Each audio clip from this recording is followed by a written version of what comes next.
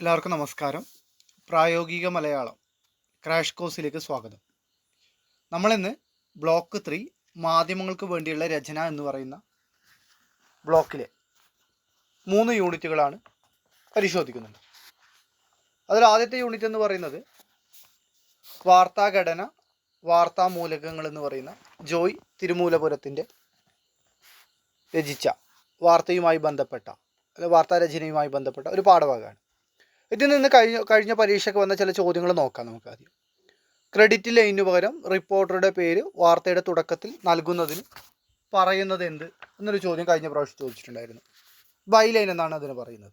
ഓരോ നമുക്ക് വിശദമായി പഠിക്കാം. അതുപോലെ തന്നെ ജോയ് തിരുമൂലപുരത്തിന് രാജ്യത്തെ മികച്ച റിപ്പോർട്ടർക്കുള്ള സ്റ്റേറ്റ്സ്മാൻ അവാർഡ് നേടിക്കൊടുത്ത പരമ്പര ഏതെന്ന് ചോദിച്ചു കഴിഞ്ഞാൽ ഇടമലക്കുടിയിലെ മുതുവാന്മാർ എന്ന പരമ്പരക്കാണ് അദ്ദേഹത്തിന് ഗ്രാമീണ റിപ്പോർട്ടിങ്ങിനുള്ള രാജ്യത്തെ മികച്ച റിപ്പോർട്ടർക്കുള്ള സ്റ്റേറ്റ്സ്മാൻ അവാർഡ് ലഭിച്ചിട്ടുള്ളത്. അതുപോലെ തന്നെ മറ്റൊരു ചോദ്യം, ഈ ഭാഗത്തുള്ള മറ്റൊരു ചോദ്യം, വാർത്താഘടനയിലെ ലീഡ് എന്നതുകൊണ്ട് അർത്ഥമാക്കുന്നത് എന്ത്?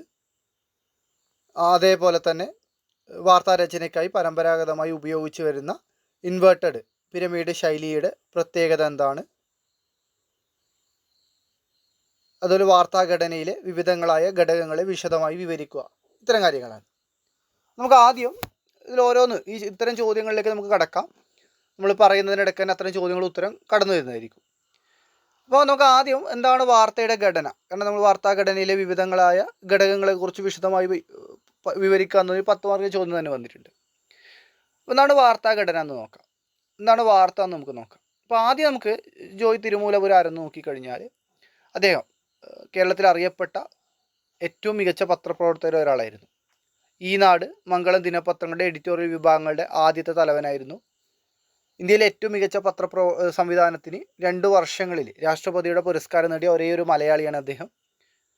ഗ്രാമീണ റിപ്പോർട്ടിങ്ങിനുള്ള രാജ്യത്തെ മികച്ച റിപ്പോർട്ടർക്കുള്ള സ്റ്റേറ്റ്സ്മാൻ അവാർഡ് നേടിയ ആദ്യത്തെ മലയാളിയും ജോയ് തിരുമൂലപുരമാണ്. അത് ഓർത്തു വെക്കുക. അത് പരീക്ഷയ്ക്ക് ചോദിക്കാൻ സാധ്യതയുള്ളൊരു ചോദ്യമാണ്. എന്താണ്? ഒന്ന്, രാഷ്ട്രപതിയുടെ പുരസ്കാരം നേടിയതും അതേപോലെ തന്നെ സ്റ്റേറ്റ്സ്മാൻ അവാർഡ് ലഭിച്ചതും. ഇടമലക്കുടിയിലെ മുതുവാന്മാർ എന്ന പരമ്പരക്കാണ് സ്റ്റേറ്റ്സ്മാൻ അവാർഡ് അദ്ദേഹത്തിന് ലഭിച്ചിട്ടുള്ളത്. അപ്പോൾ അദ്ദേഹത്തിൻ്റെ 1-2 പുസ്തകങ്ങളെ പേര് ദുഃഖത്തിൻ്റെ തുരുത്തിൽ, കറുത്ത പക്ഷം, ഉറങ്ങൂ ഓമനെ ഉറങ്ങൂ മുതലായ പുസ്തകങ്ങൾ അദ്ദേഹം എഴുതിയിട്ടുണ്ട്. അപ്പോൾ അതിനകത്ത് നമുക്ക് വാർത്താഘടന എന്ന ലേഖനം, എന്താണ് വാർത്ത? അല്ലെ, നമ്മൾ എല്ലാ ദിവസവും പത്രം വായിക്കുന്ന ആളുകളാണ്. അതൊക്കെ പത്രം കാണുന്ന ആളുകളായിരിക്കും.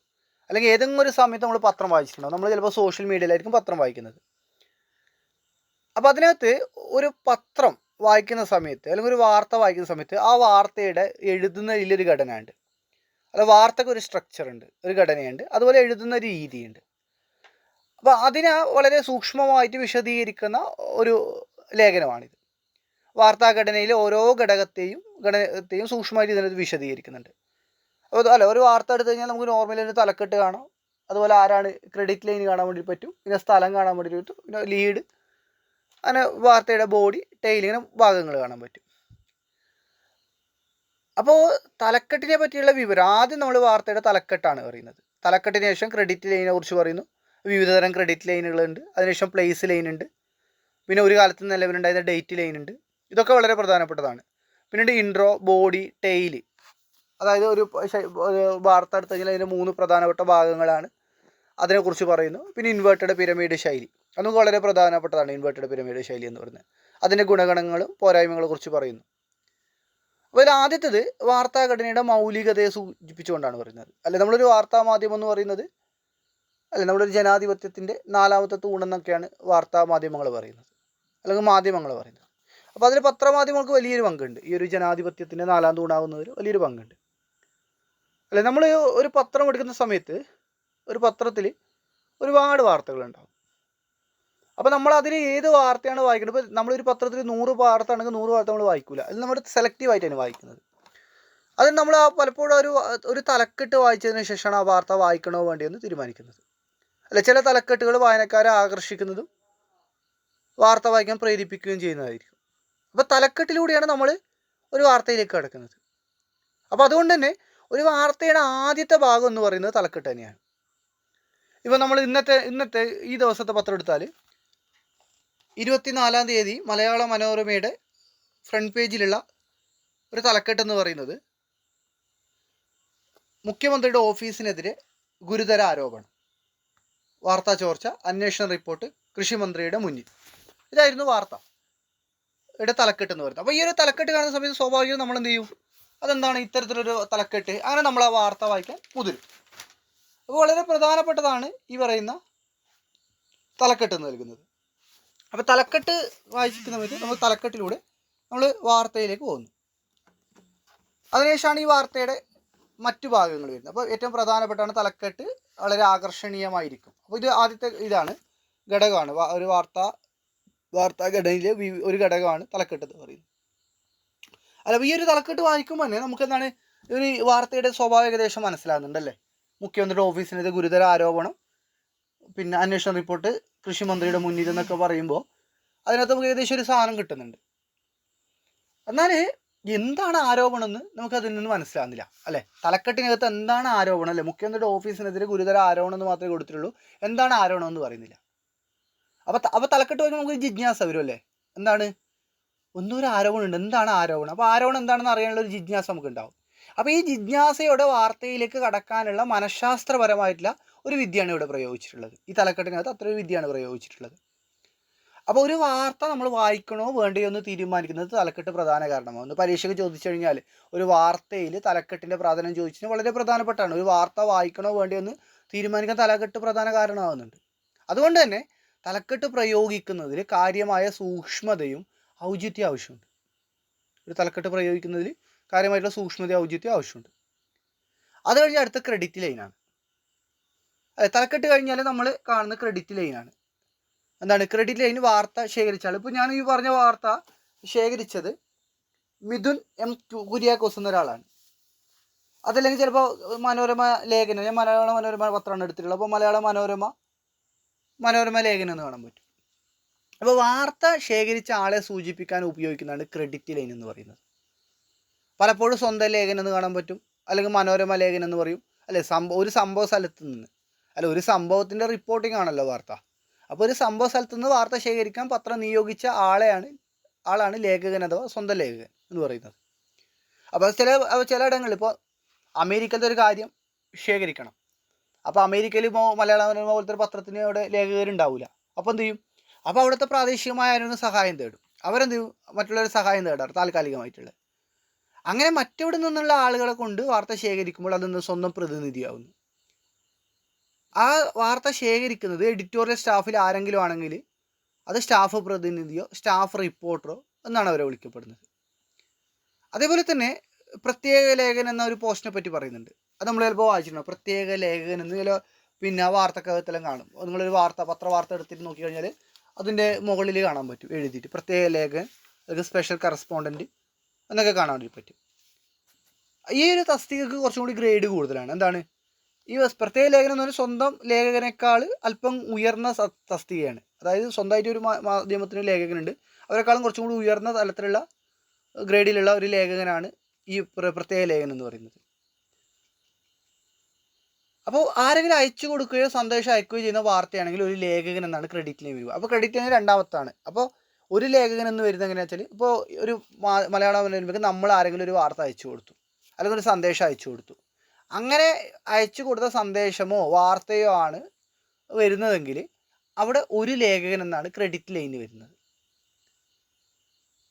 അപ്പോൾ വാർത്ത, അപ്പോൾ ലോകത്തുള്ള എല്ലാ വാർത്തകളും പത്രത്തിലുണ്ടാവും. അപ്പോൾ എല്ലായിടത്തും റിപ്പോർട്ടർമാരുണ്ടാവില്ല, സ്വന്തം പ്രതിനിധി ഉണ്ടാവില്ല, അങ്ങനെ പ്രതിനിധികളുണ്ടാവില്ല. അപ്പോൾ നമ്മൾ എന്ത് ചെയ്യും? അവിടെയാണ് വാർത്താ ഏജൻസികളെ നമ്മൾ ഉപയോഗിക്കുന്നത്. ഒരുപാട് വാർത്താ ഏജൻസികളുണ്ട് പ്രധാനപ്പെട്ടത്. വാർത്തയുടെ പ്രധാനപ്പെട്ട ഉറവിടമാണ് ഏജൻസികൾ എന്ന് പറയുന്നത്. അപ്പോൾ ഈ വിവിധങ്ങളായ ഏജൻസികളിൽ നിന്ന് ഒരുപാട് വാർത്തകൾ ശേഖരിച്ചിട്ട് ഉണ്ട്. അപ്പോൾ അത്തരത്തിൽ പലപ്പോഴും ചില ചിത്രങ്ങൾ കാണുമ്പോൾ അതിനകത്ത് AP എന്നൊക്കെ കാണാൻ വേണ്ടിയിരുന്നു. ചിത്രം ഏഷ്യൻ പ്രസ് എന്നൊക്കെ കാണുമ്പോൾ ചിത്രത്തിൽ നമ്മൾ ചിത്രം എടുക്കുമ്പോൾ അല്ല കടപ്പാട് എന്ന് കാണും. അതിൽ കടപ്പാടിൽ കുറേ മറ്റ് ചാനലുകൾ നിങ്ങൾ വെറുതെ നോക്കിയാൽ മതി. ഇൻ്റർനാഷണൽ ലെവലിലെ കാര്യങ്ങൾ റിപ്പോർട്ട് ചെയ്യുന്ന സമയത്ത് ചിത്രങ്ങൾക്കൊക്കെ കടപ്പാട് വെച്ചിട്ട് കാണാൻ വേണ്ടി പറ്റും, അല്ലെങ്കിൽ വാർത്തക്ക് കടപ്പാട് കൊടുത്ത് കാണാൻ പറ്റും. അപ്പോൾ പലപ്പോഴും ഈ ക്രെഡിറ്റ് ലൈനിൽ ഏജൻസിയുടെ പേര് കൊടുക്കൂല, ഇത് അത്തരം വാർത്തകൾ ഈ പറഞ്ഞ ന്യൂസ് ഏജൻസികളിൽ നിന്ന് എടുക്കുന്ന വാർത്തകൾക്ക് ക്രെഡിറ്റ് ലൈൻ നമ്മൾ എന്ത് കൊടുക്കില്ല, പേര് കൊടുക്കില്ല. മറിച്ച് എന്താണ്, വാർത്തയുടെ ഒടുവിലോ അല്ലെങ്കിൽ വാർത്തയ്ക്ക് ഇടയ്ക്കപ്പോഴാണ് ചേർക്കുന്നത്. മറ്റൊന്ന് ബൈ ലൈനാണ്. ബൈ ലൈനാണ് നമ്മൾ കഴിഞ്ഞ പരീക്ഷയ്ക്ക് ചോദിച്ചൊരു ചോദ്യം. എന്താണ്, ക്രെഡിറ്റ് ലൈനിന് പകരം റിപ്പോർട്ട് ചെയ്ത ആളുടെ പേര് കൊടുക്കുന്നതാണ് ബൈ ലൈൻ എന്ന് പറയുന്നത്. അപ്പോൾ ഒരു ബൈ ലൈൻ കൊടുക്കുന്നത് എന്താണ്, ഇപ്പം ഞാനാണ് പത്രത്തിലേക്ക് വാർത്ത കൊടുക്കുന്നത്. അപ്പോൾ എൻ്റെ പേര് അവിടെ കൊടുക്കുമ്പോൾ എന്താവുന്നു, എനിക്കതൊരു ആത്മവിശ്വാസം വർദ്ധിക്കുന്നു അല്ലേ. അയാളുടെ അപ്പോൾ ഞാൻ വീണ്ടും നല്ല മികച്ച വാർത്തകൾ നിങ്ങൾക്ക് അയച്ചു തരും, മാധ്യമത്തിലേക്ക് അയച്ചു തരും. അപ്പോൾ സ്വന്തം പേരിലൂടെയാണ്, അപ്പോൾ അല്ലേ, ഒരു മാധ്യമത്തിൽ എൻ്റെ പേരിലൂടെയാണ് ആ വാർത്ത അറിയപ്പെടുന്നതെന്ന് അറിയുമ്പോൾ കുറച്ചും കൂടി നന്നായിട്ട് വാർത്ത ശേഖരിക്കാനും റിപ്പോർട്ട് ചെയ്യാൻ ഉത്സാഹിക്കും. അപ്പോൾ നോർമലി എക്സ്ക്ലൂസീവ് ആയിട്ടുള്ള വാർത്തകൾക്ക് മാത്രമേ ബൈ ലൈൻ കൊടുക്കാറുള്ളൂ. ഇപ്പോൾ ഞാൻ പറഞ്ഞില്ല, മുഖ്യമന്ത്രിയുടെ അതിലിപ്പോൾ മിഥുനം കുര്യാക്കോസ് എന്ന് കൊടുത്തിട്ടുണ്ട്. കാരണം എന്താണ്, അത് വലിയൊരു സ്റ്റേറ്റിൻ്റെ ബന്ധപ്പെട്ട് ഏറ്റവും പ്രധാനപ്പെട്ട ഒരു വാർത്തയാണ്. അതുകൊണ്ടാണ് എന്താണ് അവിടെ ആളെ പേര് കൊടുത്തിട്ടുള്ളത്. അപ്പോൾ ഈ ഇത്തരത്തിൽ ബൈ ലൈൻ കൊടുക്കുന്ന സമയത്ത്, ക്രെഡിറ്റ് ലൈൻ വരും ബൈ ലൈൻ കൊടുക്കുന്ന സമയത്ത് അത് ആ വാർത്ത ശേഖരിക്കുന്ന റിപ്പോർട്ടർക്ക് കൂടുതൽ എന്തുണ്ടാക്കുന്നു, അവർക്ക് സ്വാധീനം ചെലുത്തുന്നു. അപ്പോൾ അയാൾ കുറച്ചും കൂടി നല്ല വാർത്തകൾ കൊടുക്കും. അങ്ങനെ ഈ പറഞ്ഞ തലക്കെട്ട് കഴിഞ്ഞു, ക്രെഡിറ്റ് ലൈൻ കഴിഞ്ഞു, പിന്നീട് വരുന്നതാണ് പ്ലേസ് ലൈൻ എന്ന് പറയുന്നത്, മൂന്നാമത്തെ ഘടന. അപ്പോൾ ഇതിന് ഓരോ കാര്യങ്ങളും പ്രത്യേകം എടുത്ത് പഠിക്കണം. ഇത് പരീക്ഷയ്ക്ക് എസ്സേ ടൈപ്പ് ചോദിച്ച ചോദ്യങ്ങളാണ്, ഇനിയും ചോദിക്കാം. പ്ലേസ് ലൈൻ എന്ന് കേൾക്കുമ്പോൾ ഇപ്പോൾ സംഭവം നടക്കുന്നത് കാസർഗോഡ് ജില്ലയിലാണ് അല്ലേ. അപ്പോൾ നമ്മൾ എന്ത് ചെയ്യും, അല്ലെങ്കിൽ കണ്ണൂരാണ്. അപ്പോൾ തലക്കെട്ടും ക്രെഡിറ്റ് ലൈനും കഴിഞ്ഞ് കാസർഗോഡ് അല്ലെങ്കിൽ കണ്ണൂർ എന്ന് ചേർത്തിട്ടാണ് വാർത്ത തുടങ്ങുന്നത്. പണ്ട് ഡേറ്റ് ലൈൻ എന്നൊരു സംഭവം ഉണ്ടായിന്. ഇതൊക്കെ നമുക്ക് പ്രത്യേകം പഠിക്കേണ്ട ആവശ്യമില്ല, അതൊക്കെ കേട്ട് കഴിഞ്ഞാൽ മനസ്സിലാവും. ഡേറ്റ് ലൈൻ എന്ന് പറയുമ്പോൾ അത് ഇന്നില്ല കേട്ടോ. പണ്ട് ഒരു വാർത്ത പിന്നെ പ്ലേസ് ലൈൻ കഴിഞ്ഞിട്ട് സംഭവം നടന്ന തീയതിയും ഒപ്പം കൊടുക്കുന്ന പതിവുണ്ടായിരുന്നു. അതിനാണ് ഡേറ്റ് ലൈൻ എന്ന് പറയുന്നത്. അപ്പോൾ അതെന്തായി, പിന്നെ ഈ പറഞ്ഞ പത്രം എന്ന് പറയുന്നത് ചിലപ്പോൾ ഒരാഴ്ച കഴിഞ്ഞിട്ടല്ലേക്ക് ഒരു വാർത്ത റിപ്പോർട്ട് ചെയ്യുന്നത്. അപ്പോൾ അങ്ങനെ ആൾക്കാർക്ക് തെറ്റിദ്ധാരണ ഉണ്ടാക്കുന്നതുകൊണ്ട് അത് ഉപേക്ഷിച്ചു, ഇത് ഡേറ്റ് ലൈൻ എന്ന് പറയുന്നത്. പിന്നീടാണ് വാർത്തയിലേക്ക് കടക്കുന്നത്. അപ്പോൾ വാർത്തയിൽ അതായത് ഒരു വാർത്ത എടുത്തു കഴിഞ്ഞാൽ അതിന് പ്രധാനപ്പെട്ട 3 ഭാഗങ്ങളുണ്ട്. ആദ്യത്തെ പാരഗ്രാഫിന് ഇൻട്രോ എന്ന് വിളിക്കും, അല്ലെങ്കിൽ ലീഡ് എന്ന് വിളിക്കും ആദ്യത്തെ പാരഗ്രാഫിനാണ്. അപ്പോൾ വാർത്തയുടെ ആദ്യ വാക്യം അല്ലെങ്കിൽ ആദ്യത്തെ ഖണ്ഡികയാണ് ലീഡ് എന്ന് പറയുന്നത്. അപ്പോൾ ഒരു വാർത്തയിലേക്ക് നമ്മൾ പ്രവേശിക്കുന്ന ഒരു കവാടം പോലെയാണ്, വാർത്തയുടെ സ്വഭാവം വ്യക്തമാക്കുന്ന ഒരു ഘടകം കൂടിയാണ് ലീഡ് എന്ന് പറയുന്നത്. അപ്പോൾ ഈ ഒരു ലീഡ് എഴുതുമ്പോൾ, അതായത് ആ വാർത്ത ഈ തലക്കെട്ടിൽ നിന്നുള്ള ജിജ്ഞാസ കൊണ്ട് വാർത്തയിലേക്ക് കടക്കുന്ന ഒരാളെ ആകർഷിക്കുന്ന തരത്തിൽ വളരെ സൂക്ഷ്മതയോട് കൂടിയിട്ടാണ് ഇൻട്രോ എഴുതേണ്ടത്. അപ്പോൾ നല്ലൊരു ഇൻട്രോ ആണെങ്കിൽ ആ വാർത്ത മുഴുവൻ ആൾ ഇരുന്ന് വായിക്കും. അപ്പോൾ ഇൻട്രോയിൽ നിന്ന് തന്നെ നമുക്ക് ഏകദേശ കാര്യങ്ങളും ലഭിക്കും.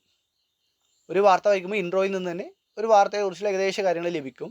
എന്നാലും നല്ലൊരു ഇൻട്രോ എന്ത് ചെയ്യും, വായനക്കാരനെ ഇരുത്തി വായിപ്പിക്കുന്നു. പിന്നീട് വാർത്തയുടെ അടുത്ത ഭാഗം എന്ന് പറയുന്നത് ബോഡിയാണ്, അത് വാർത്തയുടെ ശരീരം. അതായത് ഇപ്പോൾ നമ്മൾ ലീഡ് അല്ലെങ്കിൽ ഇൻട്രോ എന്ന് പറഞ്ഞു, ഇൻട്രോയിൽ വാർത്തയുടെ പ്രധാനപ്പെട്ട കാര്യങ്ങളൊക്കെ പറയുമെങ്കിലും അതിനെ കുറച്ചും കൂടി വിശദീകരിക്കുന്ന ഒരു ഭാഗമാണ് ബോഡി എന്ന് പറയുന്നത്. ലീഡിൻ്റെ വിശദീകരണമാണ് ബോഡിയിൽ ഉൾപ്പെടുത്തിയിട്ടുള്ളത്. ഇനി ഏറ്റവും അവസാന ഭാഗം എന്ന് പറയുന്നത് ടെയിലാണ് അല്ലേ, വാർത്തയുടെ ഒടുക്കം എന്ന് പറയുന്നത് അവസാനത്തെ ഖണ്ഡികയാണിത്. അപ്പോൾ ഒരു വായനക്കാരനിപ്പോൾ ടെയിൽ വായിച്ചിട്ടില്ലെങ്കിലും എന്തില്ല, കുഴപ്പമില്ല, വാർത്തയുടെ എന്താണ് ആ വാർത്തയിൽ പറയാൻ ഉദ്ദേശിച്ചത് ഉള്ളടക്കം അത് കിട്ടും. അപ്പോൾ ഇതൊരു ശൈലിയാണ്, ഈ ശൈലിയാണ് ഇൻട്രോ വേർട്ട് പിരമിഡ് ശൈലി എന്ന് പറയുന്നത്, അഥവാ തിരിച്ചു വെച്ച പിരമിഡിൻ്റെ രൂപത്തിലുള്ള എഴുത്ത് ശൈലി എന്ന് പറയുന്നത്. നമുക്ക് അതൊന്ന് നോക്കാം. എന്താണ് തലക്കീഴായ പിരമിഡ് ശൈലി എന്ന് പറയുന്നത്? വാർത്താരചനയുടെ പരമ്പരാഗത രീതിയാണ് തലകീഴായ പിരമിഡ് ശൈലി എന്ന് പറയുന്നത്, അല്ലെങ്കിൽ ഇൻവേർട്ടഡ് പിരമിഡ് ശൈലി എന്ന് പറയുന്നത്.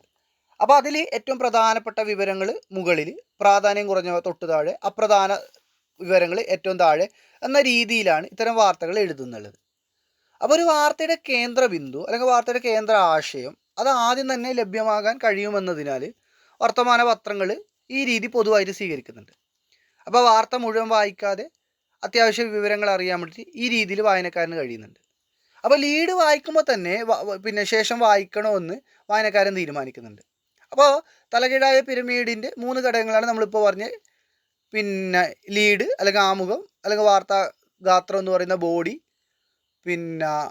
അവസാനം വരുന്ന ഉപസംഗ്രഹം അല്ലെങ്കിൽ ടെയിൽ പറയുന്നത്, അല്ലെങ്കിൽ കൺക്ലൂഷൻ എന്ന് പറയുന്നത്. അപ്പോൾ നമ്മളിപ്പോൾ ഇൻട്രോ എന്ന് പറഞ്ഞു അല്ലേ, ഏതൊരു വാർത്തയുടെ ഏറ്റവും പ്രധാനപ്പെട്ട ഭാഗം തുടക്കമാണ്, ലീഡ് അഥവാ ഇൻട്രോ എന്നാണ് ഇതിനെ പറയുന്നത്. അപ്പോൾ ഈ നമ്മൾ റിപ്പോർട്ട് ചെയ്യുന്ന സംഭവത്തിൻ്റെ അന്തസത്ത ഉൾക്കൊള്ളുന്നതായിരിക്കും ആമുഖം എന്ന് പറയുന്നത്, അല്ലെങ്കിൽ ഇൻട്രോ എന്ന് പറയുന്നത്. നന്നായി തയ്യാറാക്കുന്ന ആമുഖം എന്താണ്? വാർത്ത പൂർണ്ണമായും വായിക്കാൻ വായനക്കാരിൽ ആകാംക്ഷ ഉണ്ടാക്കുന്നു. ലളിതമായിട്ടുള്ള ചെറുവാചകങ്ങൾ കൃത്യമായി എഴുതിയായിരിക്കും വാർത്ത. 5Wകൾക്കും 1H 5W 1H നമുക്ക് അടുത്ത ചാപ്റ്റർ പറയുമ്പോൾ പറയാം. അപ്പോൾ അതിനുള്ള ഉത്തരങ്ങൾ അതിനകത്തുണ്ടാവും. അപ്പോൾ നമുക്കിത് നോക്കിക്കഴിഞ്ഞാൽ ഇൻവെർട്ടഡ് പിരമിഡ് ശൈലികൾക്ക് ഏറ്റവും വാർത്താ പ്രാധാന്യമുള്ള വിവരം അത് ഇൻട്രോയിൽ വരും. എന്താണ്? ആര്, എന്ത്, എവിടെ. അപ്പോൾ ആര്, എന്ത്, എവിടെ, എപ്പോൾ, എങ്ങനെ, ഇങ്ങനെ 5 W ഒരു H, വു, വാട്ട്, ഇങ്ങനെ പറഞ്ഞാൽ 5 പിന്നെ W ഒരു H ആണ് വരുന്നത്. അപ്പോൾ അതാണ് ഇൻട്രോയിൽ വരുന്നത്. രണ്ടാമത് ബോഡിയിൽ പ്രധാനപ്പെട്ട വിവരങ്ങൾ വരുന്നു.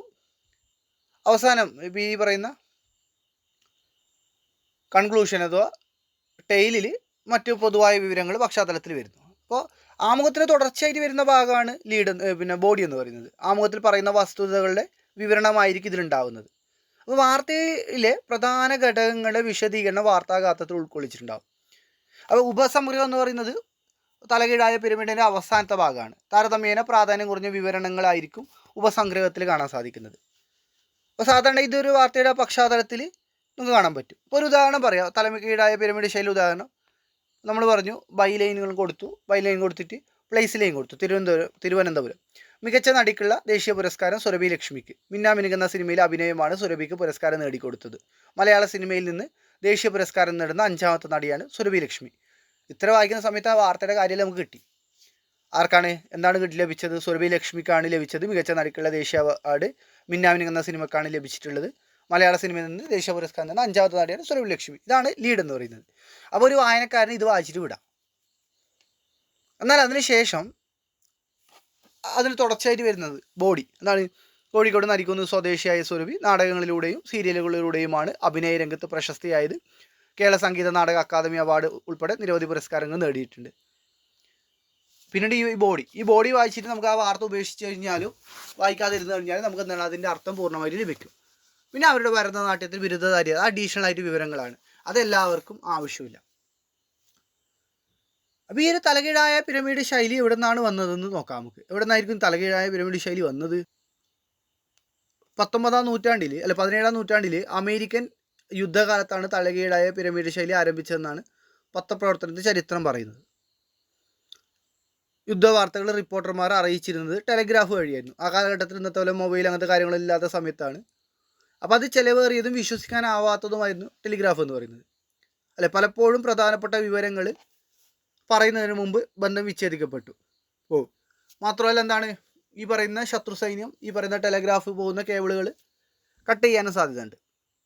അപ്പോൾ അതുകൊണ്ട് തന്നെ അപ്പോൾ ഈ പറയുന്ന പ്രധാനപ്പെട്ട വാർത്തകൾ റിപ്പോർട്ടർമാർക്ക് പത്രാധിപർക്ക് ലഭിക്കാത്തതുകൊണ്ട് അവരെന്ത് ചെയ്തു? റിപ്പോർട്ടർമാരോട് പറഞ്ഞു യുദ്ധരംഗത്തിന് ഏറ്റവും പ്രധാനപ്പെട്ട കാര്യങ്ങൾ മാത്രം ആദ്യം അയക്കുക, മറ്റു വിശദാംശങ്ങൾ പിറകെ അറിയിക്കുക.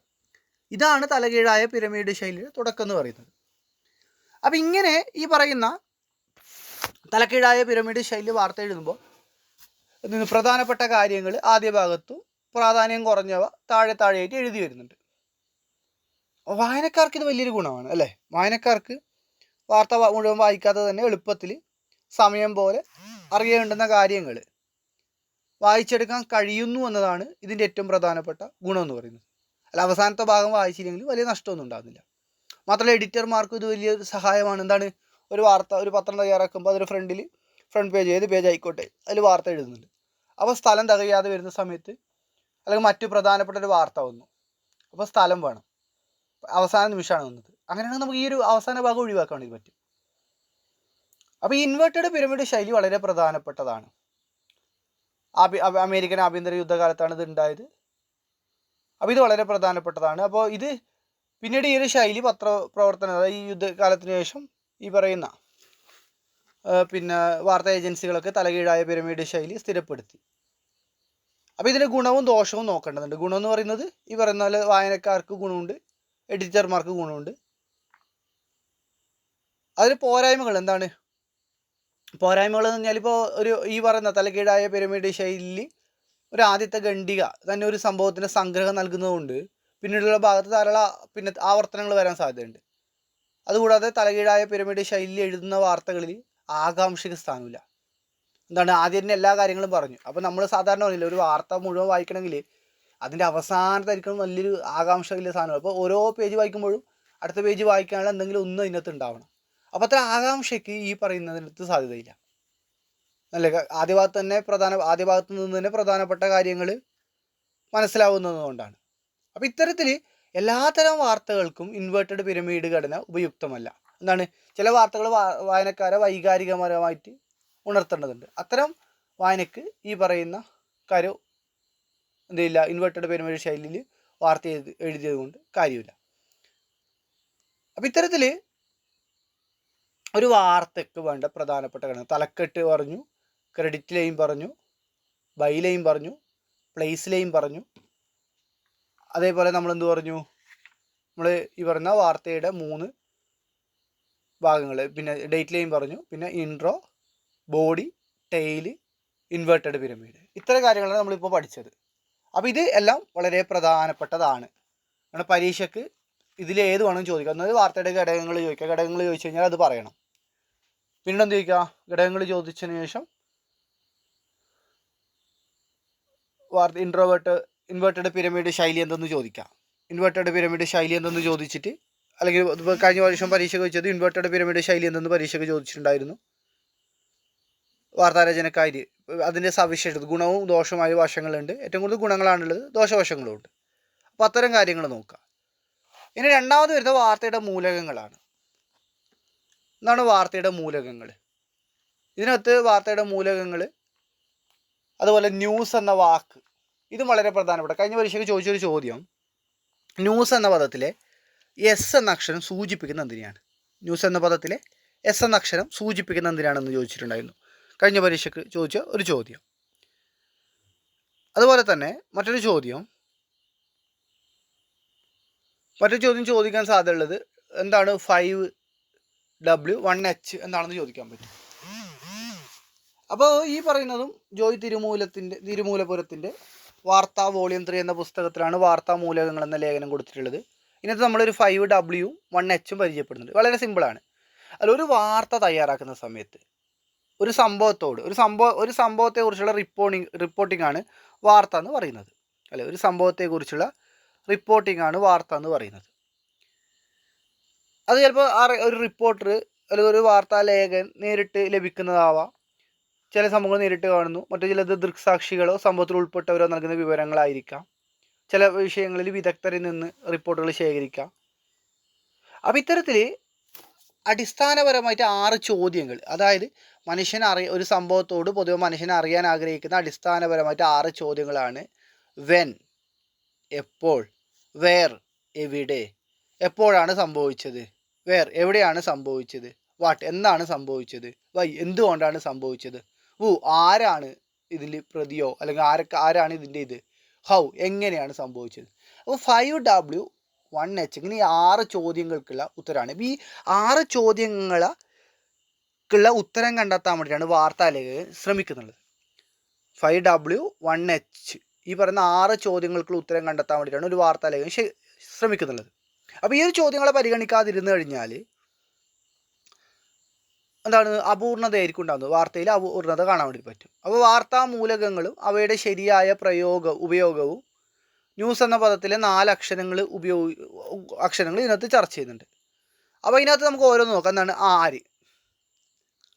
വു, ആരെക്കുറിച്ചുള്ള വാർത്തയാണ്, ആരെയാണ് വാർത്ത ബാധിക്കുന്നത്, ആർക്കാണ് വാർത്തയുടെ കൂടുതൽ വിവരങ്ങൾ നൽകാൻ കഴിയുക, മുതലായ കാര്യങ്ങൾ ആരിൽ വരുന്നത്. എന്ത് സംഭവിച്ചു, എന്താണ് വായനക്കാർ ഈ വാർത്തയിൽ നിന്ന് അറിയാൻ ആഗ്രഹിക്കുന്നത്, എന്താണ് വാർത്തയുടെ പിന്നാമ്പുറം, എവിടെയെന്ന് ചോദിച്ചാൽ എവിടെയാണ് വാർത്തയ്ക്ക് ആധാരമായ സംഭവം നടന്നത്, എവിടെ വെച്ചാണ് സംഭവങ്ങൾ കൂടുതൽ വിപുലമായത്, എപ്പോഴാണ് ഈ സംഭവം നടന്നത്, എപ്പോഴാണ് വാർത്തയിൽ വഴിതിരിവുണ്ടായത്, എന്തുകൊണ്ടാണ് അത് സംഭവിച്ചത്, എന്തുകൊണ്ടാണ് മനുഷ്യർ ഇത്തരത്തിൽ പെരുമാറുന്നത്, എന്തുകൊണ്ടാണ് നിയമം ആവശ്യമാകുന്നത്, ഇത്തരം കാര്യങ്ങൾ. അപ്പോൾ ഇവയ്ക്കുള്ള ഉത്തരം പോലെയാണ് ഒരു വാർത്ത എഴുതേണ്ടത്. അത്തരത്തിൽ എഴുതുന്ന സമയത്ത് ആ വാർത്ത പൂർണ്ണമായിരിക്കും. അപ്പോൾ ഈ ചോദ്യങ്ങൾ ഒന്നിനെ പരിഗണിക്കാതിരുന്നാൽ പോലും, അതായത് ഈ പറഞ്ഞ 6 ചോദ്യങ്ങളിൽ ഒന്നിനെ പരിഗണിക്കാതിരുന്നാൽ പോലും ആ വാർത്ത അപൂർണമായി തീരും. അല്ലെ നമ്മൾ അല്ല ഒരു സ്ഥലത്ത് ഒരു കാര്യം സംഭവിച്ചു, എന്തെങ്കിലും സംഭവിച്ചാൽ നമ്മൾ എന്ത് ചെയ്യും? നമ്മൾ സ്വാഭാവികം നോക്കും ആര്, എന്ത്, എപ്പോൾ, എവിടെ എന്നൊക്കെ നമ്മൾ ചോദിക്കും. അല്ല, ഒരു മാധ്യമത്തിൻ്റെ ധർമ്മം എന്ന് പറയുന്ന ഒരു വാർത്ത അതിൻ്റെ പൂർണ്ണതയോടെ ജനങ്ങളിലേക്ക് എത്തിക്കുക എന്നാണല്ലോ. അപ്പോൾ തീർച്ചയായിട്ടും ഈ ചോദ്യങ്ങൾക്ക് ഉത്തരം കൊടുത്തുകൊണ്ടായിരിക്കും വാർത്ത ഉണ്ടാവേണ്ടത്. അപ്പോൾ ആദ്യകാലത്ത് ഈ പറഞ്ഞ വാർത്താ മാധ്യമങ്ങൾ പിന്നെ ഇൻട്രോ എന്ന ഒരു ഭാഗത്ത് തന്നെ വളരെയധികം വിശദമായിട്ട് കാര്യങ്ങൾ ഉൾക്കൊള്ളിച്ചുകൊണ്ട്, അല്ലെങ്കിൽ ഈ പറഞ്ഞ 6 ചോദ്യങ്ങൾക്ക് ഉത്തരം ഇൻട്രോയിൽ തന്നെ ഉൾക്കൊള്ളിച്ചുകൊണ്ടാണ് വാർത്ത എഴുതിക്കൊണ്ടായത്. അപ്പോൾ എന്തായി, ആ വാർത്ത വളരെ സങ്കീർണവും ദീർഘവുമായിട്ട് മാറാൻ തുടങ്ങി. അങ്ങനെ പിന്നീട് എന്തായി, കുറച്ച് ചോദ്യങ്ങൾക്ക് മാത്രം ഈ പറഞ്ഞ 6 ചോദ്യങ്ങൾ, ചില ചോദ്യങ്ങൾക്ക് മാത്രം ഇൻട്രോയിൽ ഉത്തരം കൊടുത്തു, ബാക്കി അടുത്ത ഭാഗങ്ങളിൽ ഇൻട്രോ കൊടുക്കാണ്ട് തുടങ്ങി. അപ്പോൾ നമ്മൾ വാർത്താ മൂലകങ്ങളിൽ ഇപ്പോൾ നമ്മൾ ന്യൂസ് എന്നൊരു പദമുണ്ട്. ന്യൂസ് എന്ന് പറയുന്ന ഇംഗ്ലീഷ് പദമുണ്ട്. അപ്പോൾ ഈ ന്യൂസ്, അപ്പോൾ ഈ നമ്മൾ ഈ പറഞ്ഞ 6 ഘടകങ്ങളെ കുറിച്ച് നമ്മൾ പറഞ്ഞു, മൂലകങ്ങളെ കുറിച്ച് പറഞ്ഞു, ഒരു വാർത്ത തയ്യാറാക്കുന്ന സമയത്ത് ഉപയോഗിക്കേണ്ടത്. പിന്നീട് ഈ പറയുന്ന വാർത്താ മൂലകങ്ങളിൽ ന്യൂസ്, NEWS, ന്യൂസ് വാല്യൂ അഥവാ വാർത്താ മൂല്യത്തെ സൂചിപ്പിക്കുന്നുണ്ട്. ന്യൂസ് എന്ന് പറയുന്നത് അതിനകത്ത് എന്ന് പറയുന്നത് അക്ഷരം, ന്യൂസിലെ എന്ന് പറയുന്ന അക്ഷരം ന്യൂസ് വാല്യൂ അഥവാ വാർത്താ മൂല്യത്തെയാണ് സൂചിപ്പിക്കുന്നത്. അത് ഓർക്കുക, എന്ന് പറയുന്നത് ന്യൂസ് വാല്യൂ അഥവാ വാർത്താ മൂല്യത്തെയാണ് സൂചിപ്പിക്കുന്നത്.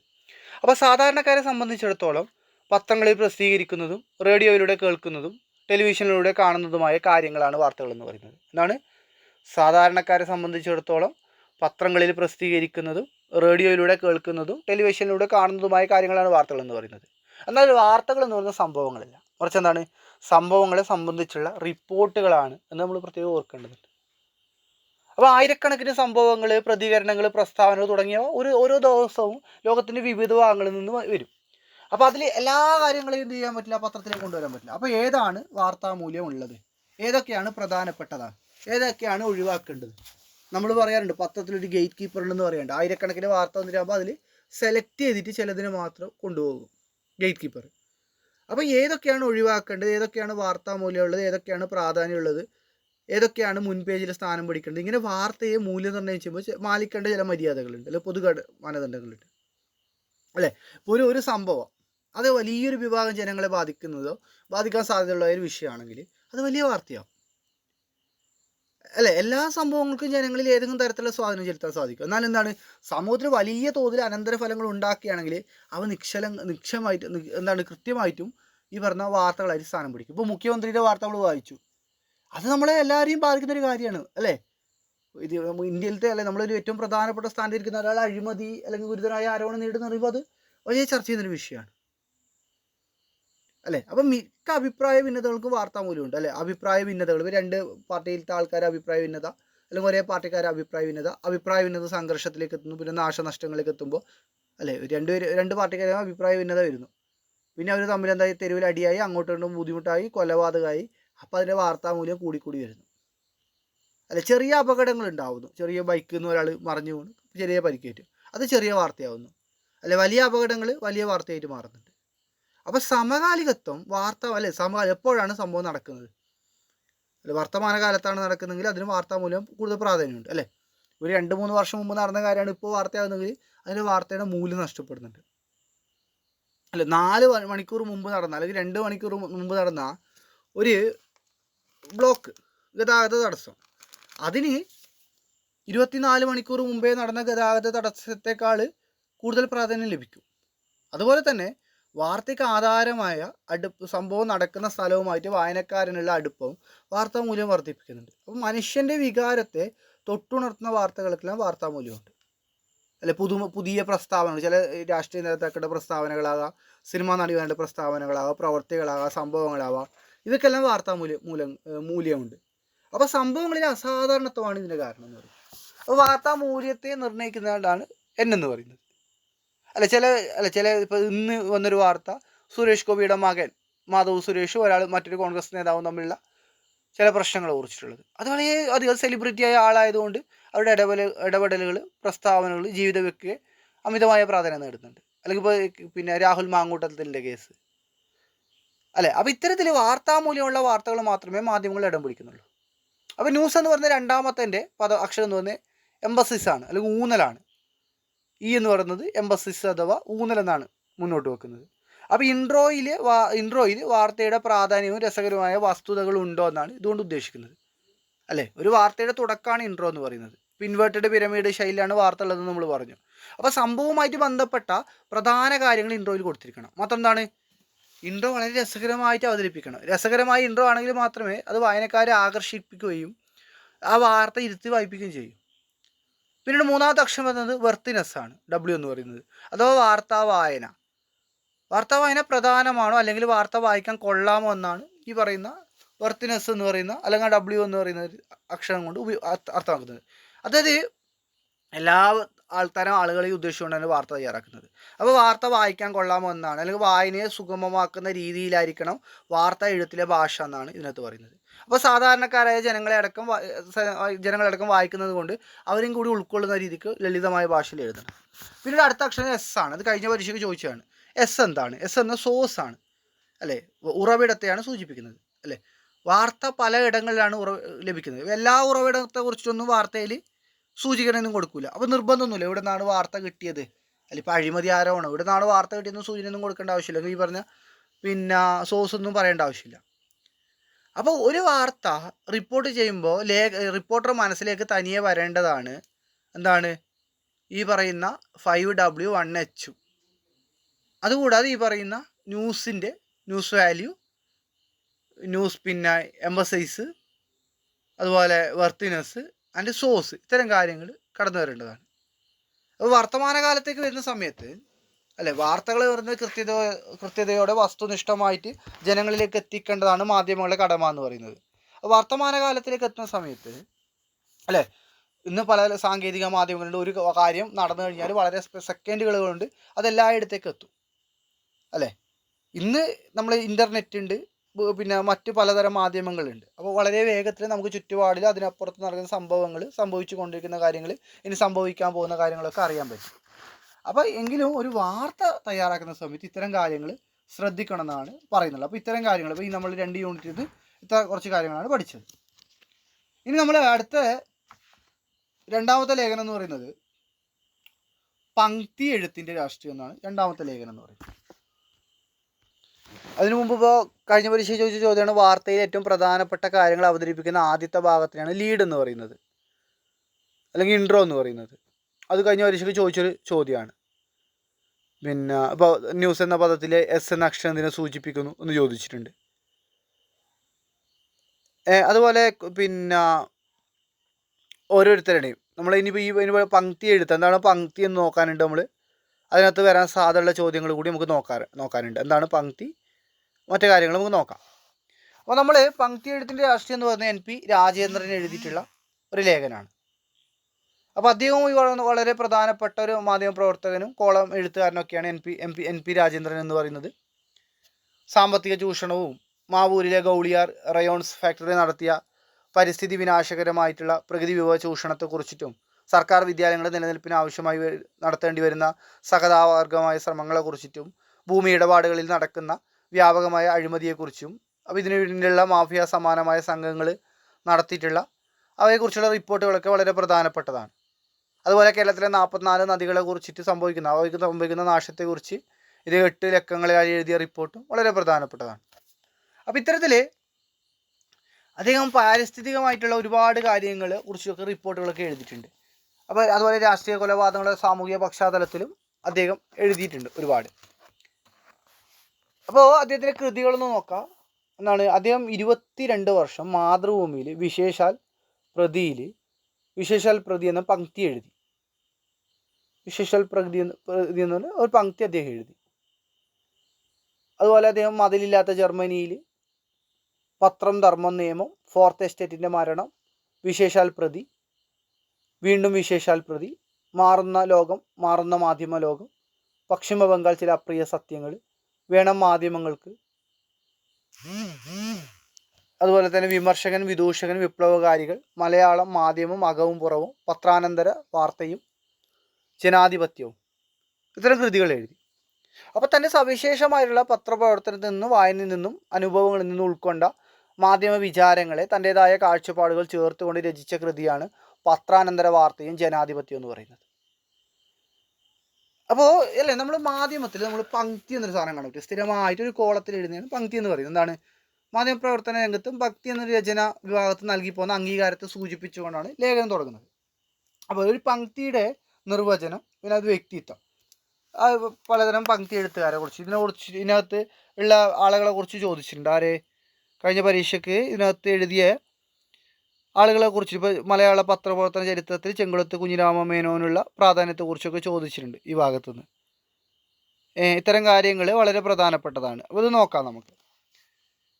അപ്പോൾ ഈ പറയുന്ന പങ്ക്തി എഴുത്തിനെ കുറിച്ച്, അതിൻ്റെ ഉത്ഭവ സിദ്ധാന്തത്തെക്കുറിച്ചൊക്കെ പറഞ്ഞിട്ട് പിന്നീട് വ്യത്യസ്തരായിട്ടുള്ള ഒരു ഒരു എഴുത്തുകാരന് സ്വന്തം അഭിപ്രായം രേഖപ്പെടുത്താനുള്ള ഒരു സ്വതന്ത്ര ഇടം എന്ന നിലയിൽ പങ്ക്തി മുന്നോട്ട് വെക്കുന്ന സാധ്യതകൾ നിരത്തുകയും അതിനൊപ്പം രൂക്ഷ പ്രകടനങ്ങളെ അടയാളപ്പെടുത്താനുള്ള മാധ്യമമായി വർത്തിക്കുന്ന ഹാസ്യത്തെക്കുറിച്ചും പറയുന്നുണ്ട്. അപ്പോൾ എന്താണ് പങ്ക്തി?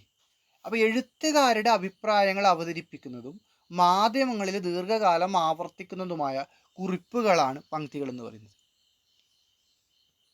പല വിഷയങ്ങളിലായിട്ട്, പല പേജുകളിലായിട്ട്, പല നാളുകളായിട്ട്, പല പ്രസിദ്ധീകരണങ്ങളിലോ ആയി എഴുതുന്നതാണ് പങ്ക്തി എന്ന് വിശാലമായിട്ട് പറയാമെങ്കിലും ഈ പറയുന്ന ഘടകങ്ങളൊക്കെ പരസ്പരം ബന്ധിപ്പിക്കുന്ന ഒരു കാര്യം ഉണ്ടെങ്കിൽ മാത്രമേ പങ്ക്തിയെ അതിൻ്റെ പൂർണ്ണമായ അർത്ഥത്തിൽ ഉൾക്കൊള്ളാൻ വേണ്ടി സാധിക്കൂ.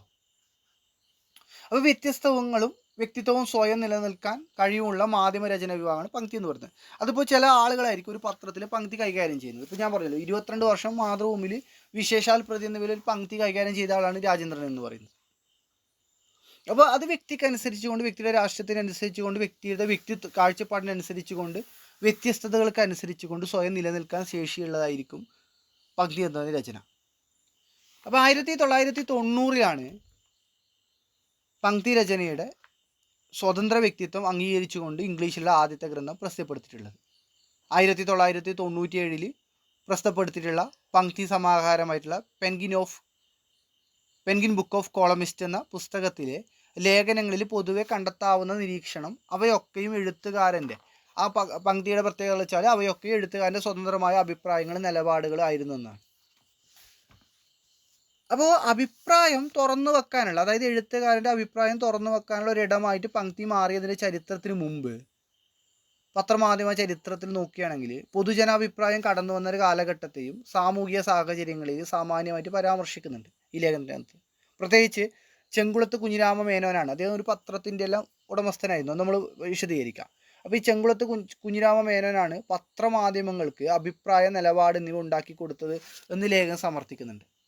പിന്നെ നവോത്ഥാന കാലഘട്ടത്തിൽ പങ്ക്തി എഴുതിയിട്ടുണ്ടായിരുന്ന സി കൃഷ്ണൻ, അതിന് മിതവാദി കൃഷ്ണൻ എന്ന് പറയും, മിതവാദി മൂർക്കോത്തുകുമാരൻ്റെ കയ്യിലാണ് ഉണ്ടായത് തലശ്ശേരിയിൽ. പിന്നീട് അദ്ദേഹം അതിനെന്ത് ചെയ്തു, സി കൃഷ്ണന് അത് വിറ്റു. പിന്നെ സി കൃഷ്ണൻ കോഴിക്കോട് വെച്ചിട്ടാണ് പിന്നീട് ഇതിനെ തുറന്നത്. അവരൊക്കെ അതുമാത്രമല്ല കുറേ പത്രങ്ങൾ നടത്തിയിട്ടുണ്ട്. പിന്നെ സഞ്ജയൻ എന്ന എഴുത്തുകാർ നവോത്ഥാന കാലത്ത് പങ്ക്തി എഴുത്തിൽ രാഷ്ട്രീയത്തെക്കുറിച്ച് പറഞ്ഞു. പിന്നെ കേസരി ബാലകൃഷ്ണപിള്ള, സ്വദേശാഭിമാനി രാമകൃഷ്ണൻ എന്നിവർ സാഹസികമായിട്ട് ഉദ്യമങ്ങളായിരുന്നു പങ്ക്തി എഴുതിയിട്ടുള്ളത്. കാരണം അവർക്ക് അവരുടെ പത്രങ്ങൾ, ഇപ്പോൾ സ്വദേശാഭിമാനി നിരോധിക്കപ്പെട്ടിട്ടുണ്ട്, കേസരിയുടെ പത്രങ്ങൾ നിരോധിക്കപ്പെട്ടിട്ടുണ്ട്, പ്രബോധകനും കേസരിയൊക്കെ നിരോധിക്കപ്പെട്ടിട്ടുണ്ട്. അവരൊക്കെ രാഷ്ട്രീയ പ്രവർത്തകർ, അന്നത്തെ ഭരണാധികാരികൾക്കെതിരെ രാഷ്ട്രീയ വിമർശനപരമായിട്ട് പങ്ക്തികൾ എഴുതിയ ആളുകളാണ്. അതിന് വേണ്ടി അവർക്ക് പങ്ക്തികൾ എന്ത് ചെയ്തു, അവർക്കത് ഒരു രാഷ്ട്രീയപരമായ രീതിയിൽ സമീപിക്കേണ്ടി വന്നിട്ടുണ്ട്. അതുകൂടാതെ സ്വാതന്ത്ര്യ സമരങ്ങളുടെ മറ്റു ഭാഗമായിട്ട് പങ്ക്തി എഴുതിയ ആളുകളുണ്ട്. ഏറ്റവും കൂടുതൽ പങ്ക്തി എഴുതിയത് EMS നമ്പൂതിരിപ്പാടാണ്. അതുപോലെ പങ്ക്തിയിൽ എന്തും എഴുതാമെന്ന മാറ്റത്തിന്, പങ്ക്തിയിൽ എന്തും എഴുതാമെന്നൊരു മാറ്റത്തിന് തുടക്കം കുറിച്ചത് K. ബാലകൃഷ്ണനാണ്. അതുപോലെ ഏറ്റവും അവസാനത്ത്, ഈ ലേഖനത്തിലെ ഏറ്റവും അവസാനത്ത് ഒറ്റയാന്മാരെന്ന് പറയുന്ന അടുത്ത് OV വിജയനും MP നാരായണപിള്ളയും തായാട്ട് ശങ്കരനും സുകുമാർ അഴീക്കോട് എന്നിങ്ങനെ പങ്ക്തി എഴുത്തിൽ വ്യത്യസ്തത പുലർത്തിയ ഒറ്റയാന്മാരായിട്ടുള്ള എഴുത്തുകാരെ കുറിച്ച് പറയുന്നുണ്ട്. അപ്പോൾ ഈ ലേഖനം ആരംഭിക്കുന്നത് മലയാളത്തിലെ പങ്ക്തി രചന എന്നത് ഒരു ഗൗരവമായ മാധ്യമപ്രവർത്തന ശാഖ, ഇത് വളരെ ഗൗരവം എന്ന് പറഞ്ഞാൽ ഒരു മാധ്യമപ്രവർത്തന ശാഖയായിട്ട് അംഗീകരിക്കപ്പെട്ടിട്ടില്ല എന്നൊരു പ്രസ്താവനയോടെയാണ് ഒരു ലേഖനം തുടങ്ങുന്നത്. ഒരു പത്രമാധ്യമങ്ങളെ വളരെ സാധാരണമായൊരു ഭാഗം മാത്രമായിട്ടാണ് മലയാളികൾ പങ്ക്തിയെ നോക്കിക്കണ്ടിരുന്നെന്ന വസ്തുതയെ ഈ വരികളിൽ നിന്ന് സംഗ്രഹിക്കാൻ പറ്റും. മാത്രമല്ല പത്രങ്ങളിലും മറ്റു ആനുകാലികങ്ങളിൽ സ്ഥിരമായിട്ട് കാണാറുള്ള രചനകളൊക്കെയും പങ്ക്തി എന്ന വിഭാഗത്തിലാണ് മലയാളികൾ നമ്മൾ ഗണിക്കുന്നതെന്നാണ് പറയുന്നത്. സ്ഥിരമായിട്ട് കാണുന്ന മറ്റ് ലേഖനങ്ങൾ, രചനകളെയൊക്കെ പങ്ക്തി എന്ന വിഭാഗത്തിലാണ് പറയുന്നത്. അപ്പോൾ അദ്ദേഹം പറയുന്നത്, ചോദിക്കാൻ സാധ്യതയുള്ള ചോദ്യമാണ്, ഭാഷയിൽ ആദ്യമുണ്ടായ പങ്ക്തി കൊട്ടാരത്തിലെ ശങ്കരനിയുടെ ഐതിഹ്യമാല ആണെന്ന ഒരു പത്രാധിപൻ്റെ പരാമർശത്തെ അദ്ദേഹം പറയുന്നുണ്ട്. ഇത് ഇദ്ദേഹം പറഞ്ഞല്ല, ഒരു പത്രാധിപൻ പറഞ്ഞു മലയാളത്തിൽ ആദ്യം ഉണ്ടായ പങ്ക്തി എന്ന് പറയുന്നത് കൊട്ടാരത്തെ ശങ്കരൻ്റെ ഐതിഹ്യമാല എന്നാണ് പറഞ്ഞു. അപ്പോൾ ആ ഒരു കാലഘട്ടത്തിൽ ഈ പറയുന്ന ഈ ഒരു പത്രാധിപൻ്റെ പരാമർശമുള്ളൊരു കാലഘട്ടത്തിൽ തുടർച്ചയായിട്ട് പ്രസിദ്ധീകരിക്കുന്ന എന്തിനേയും പങ്ക്തി എന്ന് വിളിക്കാന്ന് പറഞ്ഞൊരു ധാരണയാണ് വെച്ച് പുലർത്തിയിട്ടുണ്ടായിരുന്നു. ആ കണക്കിലാണ് ഐതിഹ്യമാല എന്തായത് ഒരു തുടർച്ചയായിട്ട് പ്രസിദ്ധീകരിച്ച് വന്ന ഒന്നാണ് ഐതിഹ്യമാല എന്ന് പറയുന്നത്. അതിനെയും ഈ പങ്ക്തിയായിട്ട് കണക്കാക്കിയത്. അപ്പം നേരത്തെ പറഞ്ഞാൽ മാധ്യമങ്ങളിൽ ദീർഘകാലം ആവർത്തിക്കപ്പെടുന്ന എഴുത്തുകാരൻ്റെ അഭിപ്രായങ്ങൾ പ്രകടിപ്പിക്കുന്ന കുറിപ്പുകളും ലേഖനങ്ങളുമാണ് പങ്ക്തി അഥവാ കോളം എന്ന പാശ്ചാത്യ മാധ്യമ നിർവചനമുള്ളത്. അപ്പോൾ അതുകൊണ്ട് എന്താണ് ഐതിഹ്യമാല എന്ന് പറയുന്നത് പങ്ക്തിയല്ല. ഇപ്പോൾ ചോദ്യങ്ങൾ ഐതിഹ്യമാല എന്തുകൊണ്ട് പങ്ക്തിയല്ല? ഐതിഹ്യമാല എന്ന് പറയുന്നത് മാധ്യമങ്ങളിൽ ദീർഘകാലം ആവർത്തിക്കപ്പെടുന്ന എഴുത്തുകാരൻ്റെ അഭിപ്രായങ്ങൾ പ്രകടിപ്പിക്കുന്ന കുറിപ്പുകളും ലേഖനങ്ങളും എന്ന നിലയിൽ പെടുന്ന ഒന്നല്ല. അത് കഥകളാണ് ഐതിഹ്യമാലയിൽ വരുന്നത്. അതിനകത്ത് പിന്നെ എഴുത്തുകാരൻ്റെ അഭിപ്രായമല്ല പ്രകടിപ്പിക്കുന്നുള്ളത്. എന്നാൽ ഈ പറയുന്ന ലേഖകൻ പറയുന്നത് ഈ പറയുന്ന പാശ്ചാത്യ മാധ്യമ നിർവചനവും അപൂർണം എന്നാണ് പറയുന്നത്. എന്താണ്? വിഷയം, പേജ്, കാലം, എഴുത്തുകാരൻ ഇവയെപ്പറ്റിയുള്ള ധാരണ ഇതിനകത്ത് നൽകുന്നില്ല. ഏതാണ്? ഈ നിർവചനത്തിനകത്ത് നൽകുന്നില്ല. രചനകൾ പല കാലങ്ങളായിട്ട് പല പേജുകളിലായിട്ട് പല നാളുകളായിട്ട് പല പ്രസിദ്ധീകരണങ്ങളായി എഴുതുമ്പോൾ തന്നെയും ഇവയൊക്കെയും ബന്ധിപ്പിക്കുന്ന ഒരു കണ്ണി ഉണ്ടാകുമ്പോഴാണ് അത് പങ്ക്തിയാവുന്നത്. ഇപ്പോൾ ഒരാൾ വ്യത്യസ്തമായ മാധ്യമങ്ങളിൽ വ്യത്യസ്തമായ നാളുകളിൽ പല പേജുകളിൽ എഴുതുന്ന സമയത്ത് ഇവയെല്ലാം കണക്ട് ചെയ്യുന്ന ഒരു പോയിന്റ് ഉണ്ടാവും. അപ്പോഴാണ് അത് പങ്ക്തിയാണെന്ന് ഉറപ്പിക്കാവുന്ന നിഗമനത്തിലെത്തുക എന്ന് പറയുന്നത്. പിന്നീട് ഈ പറഞ്ഞ പത്ര, അഭിപ്രായം എന്നീ വീക്ഷണകോണുകളിലേക്ക്, അതായത് ഈ പറയുന്ന വ്യക്തികളുടെ അഭിപ്രായങ്ങളും നിരീക്ഷണങ്ങളൊക്കെ പങ്ക്തിയിൽ രേഖപ്പെടുത്തി അതിനുശേഷമാണ് പത്രം അഭിപ്രായ വീക്ഷണകോണുകളിലേക്ക് ലേഖം കടന്നു ചെല്ലുന്നത്. പത്രത്തിൻ്റെ ഉടമ തൻ്റെ അഭിപ്രായങ്ങൾ മുഖപ്രസംഗത്തിലൂടെ രേഖപ്പെടുത്തിയ സമയത്ത് എഡിറ്റർമാർ തങ്ങളുടെ അഭിപ്രായം അവതരിപ്പിക്കാണ്ട് ഒരു പങ്ക്തി തുടങ്ങിയെന്നൊരു ഉത്ഭവ സിദ്ധാന്തത്തെ പറ്റി പറഞ്ഞുകൊണ്ടാണ് ഈ ലേഖനത്തിലേക്ക് അല്ലെങ്കിൽ ചർച്ചയിലേക്ക് കടക്കുന്നത് കാണാൻ വേണ്ടി പറ്റും. അപ്പോൾ വ്യക്തികളുടെ അഭിപ്രായങ്ങൾ അവതരിപ്പിക്കാനുള്ള ഇടമായതിനാൽ ഒരു സ്വതന്ത്ര ഇടമായിട്ടാണ് പങ്ക്തിയെ വ്യാഖ്യാനിക്കുന്നുള്ളത്. ഈ പറയുന്ന ചെങ്കുളത്ത് ചെറിയ കുഞ്ഞിരാമ മേനോനായി കഴിഞ്ഞാലും EMS ആയി കഴിഞ്ഞാലും ഇവരൊക്കെ, അല്ലെങ്കിൽ പിന്നെ സുകുമാർ അഴീക്കോട് ആയി കഴിഞ്ഞാലും വ്യക്തികളുടെ സ്വതന്ത്രമായ അഭിപ്രായങ്ങൾ പ്രകടിപ്പിക്കാനുള്ള ഒരു ഇടമാണ് പങ്ക്തി എന്ന് പറയുന്നത്. സമൂഹത്തിൽ നിലനിൽക്കുന്ന രാഷ്ട്രീയ സാമൂഹിക ദുരാചാരങ്ങൾ, വ്യവസ്ഥിതികളൊക്കെ രൂക്ഷമായിട്ട് വിമർശിക്കാനുള്ള ഒരു മാധ്യമം കൂടിയാണ് പങ്ക്തി എന്ന് പറഞ്ഞിട്ടാണ് ആ പങ്ക്തിക്കകത്ത് ഹാസ്യത്തെ ഉൾപ്പെടുത്തിക്കൊണ്ട് സഞ്ജയനും EV കൃഷ്ണപിള്ളയും കേസരി വേങ്ങൽ കുഞ്ഞിരാമൻ നായരൊക്കെ സാമൂഹിക വിമർശനം ആദ്യകാലത്ത് നടത്തിയിട്ടുണ്ടായത്. പിന്നീട് മലയാള പത്രമാധ്യമ ചരിത്രത്തിൽ ചെങ്കുളത്ത് കുഞ്ഞിരാമമേനോൻ എന്ന് പറയുന്ന പത്രാധിപർക്കുള്ള സ്ഥാനത്തെക്കുറിച്ചാണ് പറയുന്നത്. അദ്ദേഹം കേരള പത്രിക ആയിരുന്നു അദ്ദേഹത്തിൻ്റെ പത്രം എന്ന് പറയുന്നത്. അപ്പം മലയാള പത്രത്തിൻ്റെ നിലപാടും അഭിപ്രായവും ഉണ്ടാക്കി കൊടുത്തതിൽ കേരള പത്രിക എന്ന പത്രത്തിന് വലിയൊരു പങ്കുണ്ട്. കേരള പത്രികക്കും ആ പത്രത്തിൻ്റെ പത്രാധിപനായിട്ടുള്ള ചെങ്കുളത്ത് ചെറിയ കുഞ്ഞിരാമമേനോനും വലിയ പങ്കുണ്ടെന്ന് ലേഖനം പറയുന്നുണ്ട്. അപ്പോൾ ഈ പറയുന്ന കേരള പത്രികക്ക് ഈ പത്രം ഉണ്ടാകുന്നതിന് മുമ്പ് പൊതുജനാഭിപ്രായം എന്ന ഒന്നില്ലായിരുന്നു എന്നും പ്രമാണിമാരുടെയോ ഉദ്യോഗസ്ഥന്മാരുടെയോ അഭിപ്രായങ്ങളായിരുന്നു അവസാന വാക്കുകളായിട്ട് വർത്തിച്ചിരുന്നു ചൂണ്ടിക്കാണിക്കുന്നുണ്ട്. അപ്പോൾ കേരള പത്രികയ്ക്ക് മുമ്പുള്ള പത്രങ്ങളിലൊക്കെയും വാർത്തകൾ ഉണ്ടായിട്ടുണ്ടെങ്കിലും അതിനൊക്കെ അഭിപ്രായങ്ങളില്ല. എന്താണ് അഭിപ്രായം? അവിടെ ആരാണ് പറഞ്ഞിട്ടുള്ളത്? അധികാരം വെച്ച് പുലർത്തുന്ന പ്രമാണികൾ മാത്രമായിരുന്നു അവിടെ അഭിപ്രായം പറഞ്ഞതെന്ന് കാണാൻ വേണ്ടി സാധിക്കും. എന്നാൽ ഈ ഒരു സാഹചര്യത്തിൽ ചെങ്കുളത്തിൻ്റെ കേരള പത്രിക കടന്നു വന്ന സമയത്ത് അവിടെ ഈ പറയുന്ന പൊതുജനങ്ങളുടെ അഭിപ്രായത്തിന് പ്രാധാന്യം നൽകാൻ തുടങ്ങി. പിന്നീട് നവോത്ഥാനകാലം എന്ന അടുത്ത ഭാഗത്ത് മലയാളത്തിലെ നവോത്ഥാനകാല പങ്ക്തി എഴുത്തുകളെയും പരിചയപ്പെടുത്തുന്നുണ്ട്.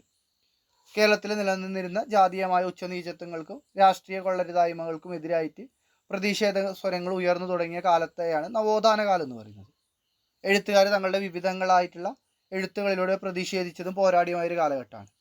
അപ്പോൾ ഈ ഒരു കാലഘട്ടത്തിൽ മിതവാദി ശ്രീകൃഷ്ണൻ, CV കുഞ്ഞിരാമൻ, കുമാരനാശൻ, സഹോദരൻ അയ്യപ്പൻ തുടങ്ങിയ ആളുകൾ, പിന്നെ അവരുടെ ഈ പറയുന്ന മിതവാദിയുണ്ട്, വിവേകോദയമുണ്ട്, അത്തരത്തിൽ ധാരാളം പത്രങ്ങളുണ്ട്. അത്തരം പത്രങ്ങളിലൂടെ തങ്ങളുടെ സമുദായത്തിൽ കൊടികുത്തി വാഴുന്ന ജാതീയമായ വേർതിരിവുകൾ, അനീതികൾ ഇവയൊക്കെ പത്രപ്രവർത്തനത്തിലൂടെ പങ്ക്തി എഴുത്തിലൂടെ നിശിതമായി വിമർശിക്കുകയും പ്രതിഷേധിക്കുകയും ചെയ്തിട്ടുണ്ട്.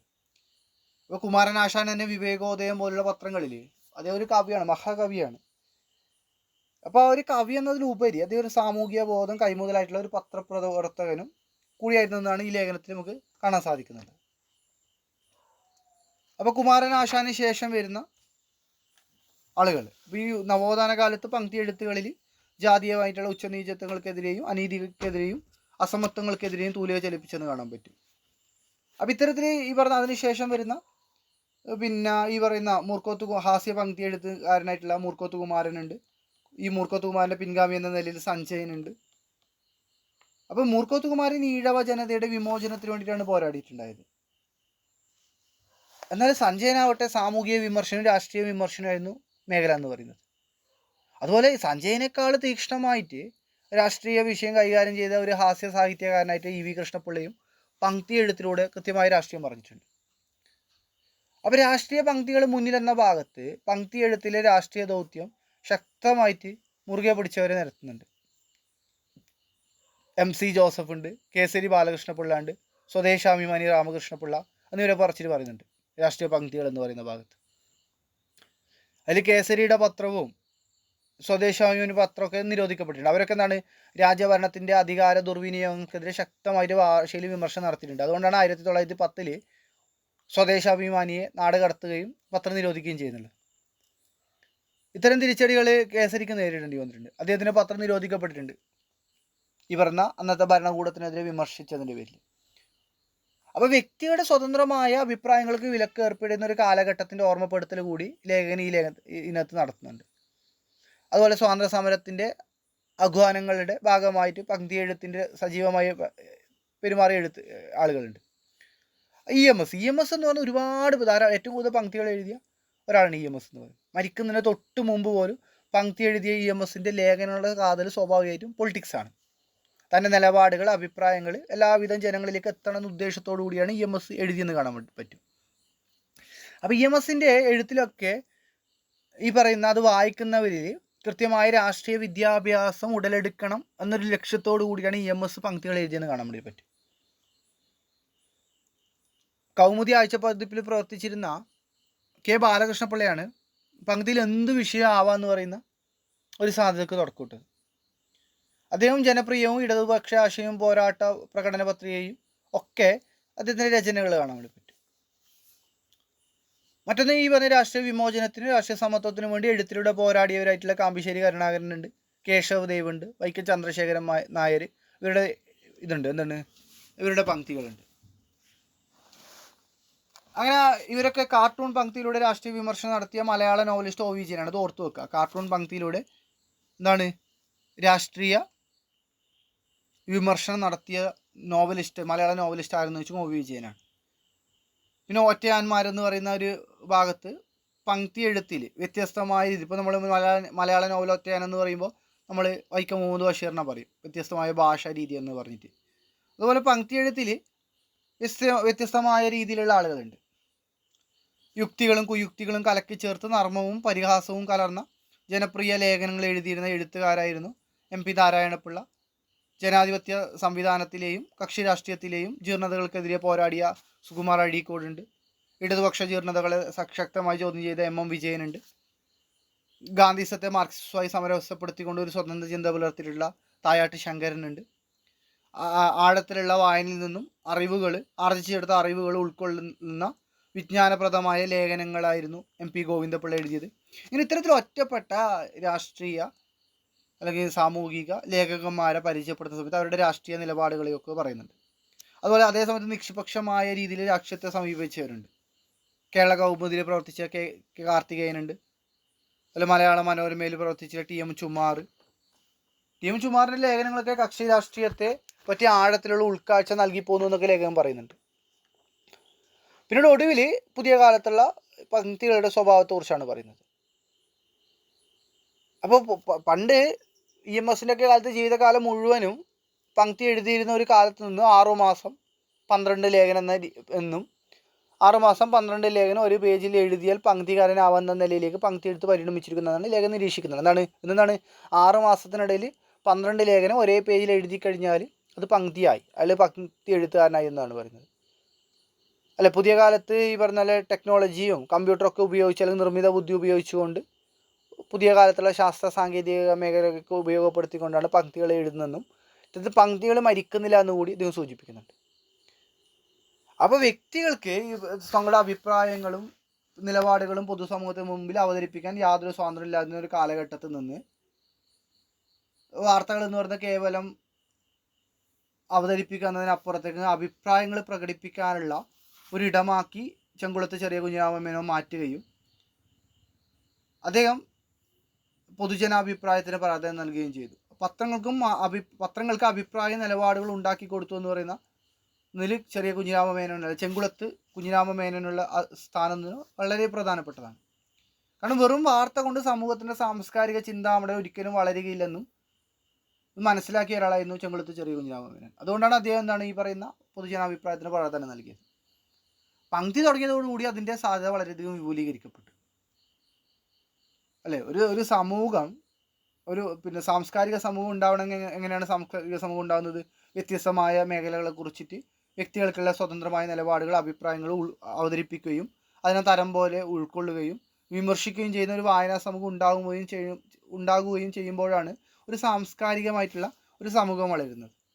അപ്പോൾ ഈ വളർച്ചയിൽ പങ്ക്തി എന്ന മാധ്യമരചനാ വിഭാഗം വഹിക്കുന്ന പങ്ക് വളരെ വലുതാണ്. കാരണം എന്താണ്? ചരിത്രം എടുത്തു നോക്കുകയാണെങ്കിൽ ഓരോ കാലഘട്ടത്തിലെയും രാഷ്ട്രീയ സാമൂഹിക വ്യവസ്ഥിതികളെയും പ്രവർത്തനങ്ങളെയും വിലയിരുത്തുന്നതിലും വിമർശിക്കുന്നതിലും സജീവമായിരുന്നു പങ്ക്തി എഴുത്തെന്ന് കാണാൻ പറ്റും. അത്തരത്തിൽ പങ്ക്തി എഴുത്തിൻ്റെ ചരിത്രവും അതിൻ്റെ വർത്തമാനവും അതിനകത്ത് ശ്രദ്ധിക്കേണ്ട ചെറിയ ചെങ്കുളത്ത് കുഞ്ഞിരാമൻ മേനോൻ്റെ സ്ഥാനം EMS, പിന്നെ ചില ഓരോ വിഭാഗത്തിൽ വരുന്ന പങ്ക്തി എഴുത്തുകാർ 1997 പ്രസിദ്ധീകരിച്ചിട്ടുള്ള പങ്ക്തി സമാഹാരത്തിൻ്റെ പേര് penguin book of the columnist. അതുപോലെ കേരള പത്രിക ആരുടേതാണ്? ചെങ്കുളത്ത് കുഞ്ഞിരാമൻ മേനോൻ്റെതാണ്.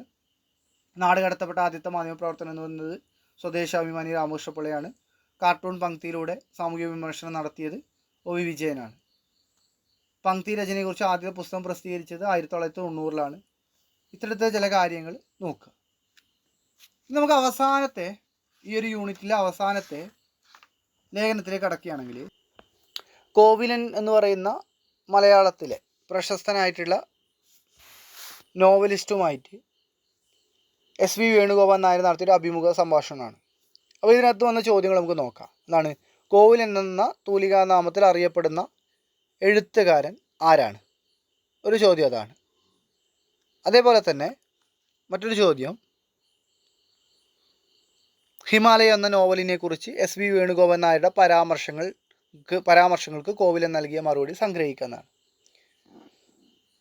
അപ്പോൾ കോവിലൻ എന്ന് പറയുന്നത് മലയാള നോവലിൽ വളരെ പ്രധാനപ്പെട്ട ഒരു എഴുത്തുകാരാണ്. അദ്ദേഹത്തിൻ്റെ ശരിക്കും പേരെന്ന് പറയുന്നത് കണ്ടാണശ്ശേരി വട്ടേംപറമ്പിൽ വേലപ്പൻ അയ്യപ്പൻ എന്നാണ്. എന്താണ്?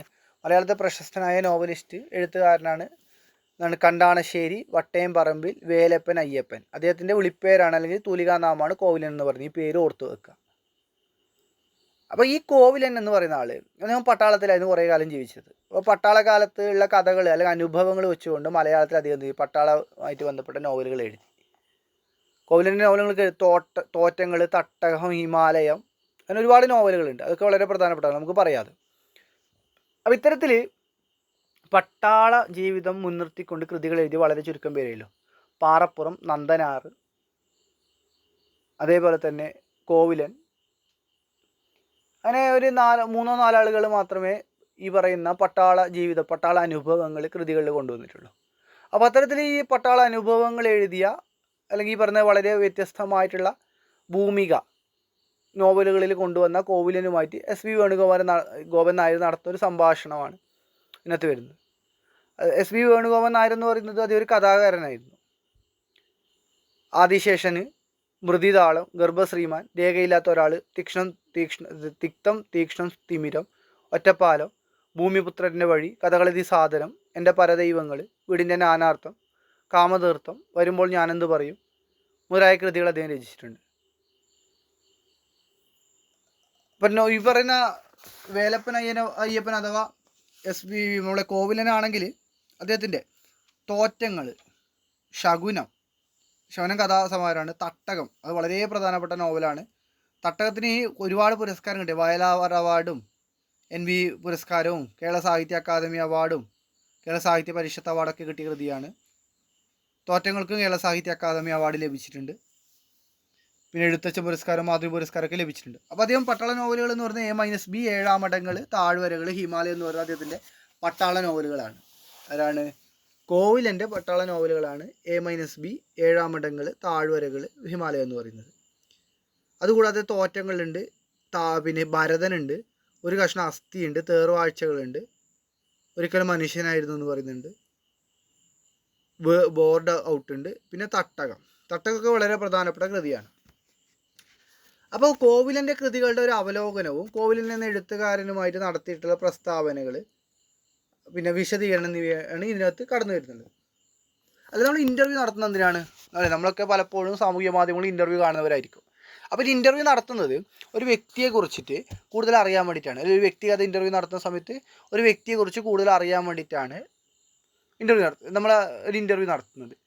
അപ്പോൾ ഒരു വ്യക്തി ഒരു എഴുത്തുകാരനാകുന്ന സമയത്ത് അഭിമുഖം നടത്തുന്ന വ്യക്തി നല്ലൊരു വായനക്കാരനായിരിക്കണം, അല്ലേ?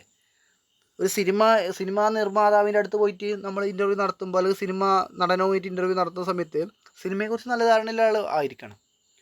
അപ്പോൾ ഒരു പുസ്തകം ഒരു എഴുത്തുകാരനായിട്ട് ചർച്ച നടത്തുന്ന സമയത്ത് വ്യക്തി നല്ലൊരു വായനക്കാരനും സാഹിത്യത്തോട് താല്പര്യമുള്ള ആളും ആയിരിക്കണം.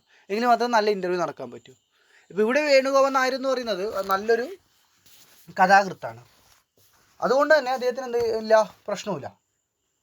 അപ്പോൾ കോവിലൻ തന്നെ മുമ്പ് ഉദ്ധരിച്ചിട്ടുള്ള അല്ലെങ്കിൽ പ്രസ്താവിച്ചിട്ടുള്ള ചില പ്രസ്താവനകളെ മുൻനിർത്തിക്കൊണ്ടാണ് ഇവിടെ ചോദ്യങ്ങൾ ചോദിച്ചുകൊണ്ടാണ് തുടങ്ങുന്നുള്ളത്. എന്താണ്? പട്ടാള ജീവിതം നയിച്ച എഴുത്തുകാരനായതുകൊണ്ട് തന്നെ ജോലിയും എഴുത്ത് ജീവിതവും തമ്മിലുള്ള സംഘർഷത്തെ കുറിച്ചിട്ടാണ് കോവിലൻ എന്ന എഴുത്തുകാരനോട് ആദ്യം ചോദിക്കുന്നുള്ളത്.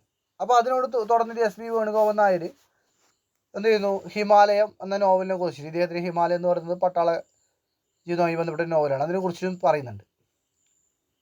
അപ്പോൾ കോവിലൻ എന്ന് പറയുന്ന ഒരു എഴുത്തുകാരനെ കുറിച്ചിട്ട് അറിയേണ്ടതെല്ലാം ഓരോ ചോദ്യത്തിലൂടെ SP ശേഖരിക്കുന്നുണ്ട്.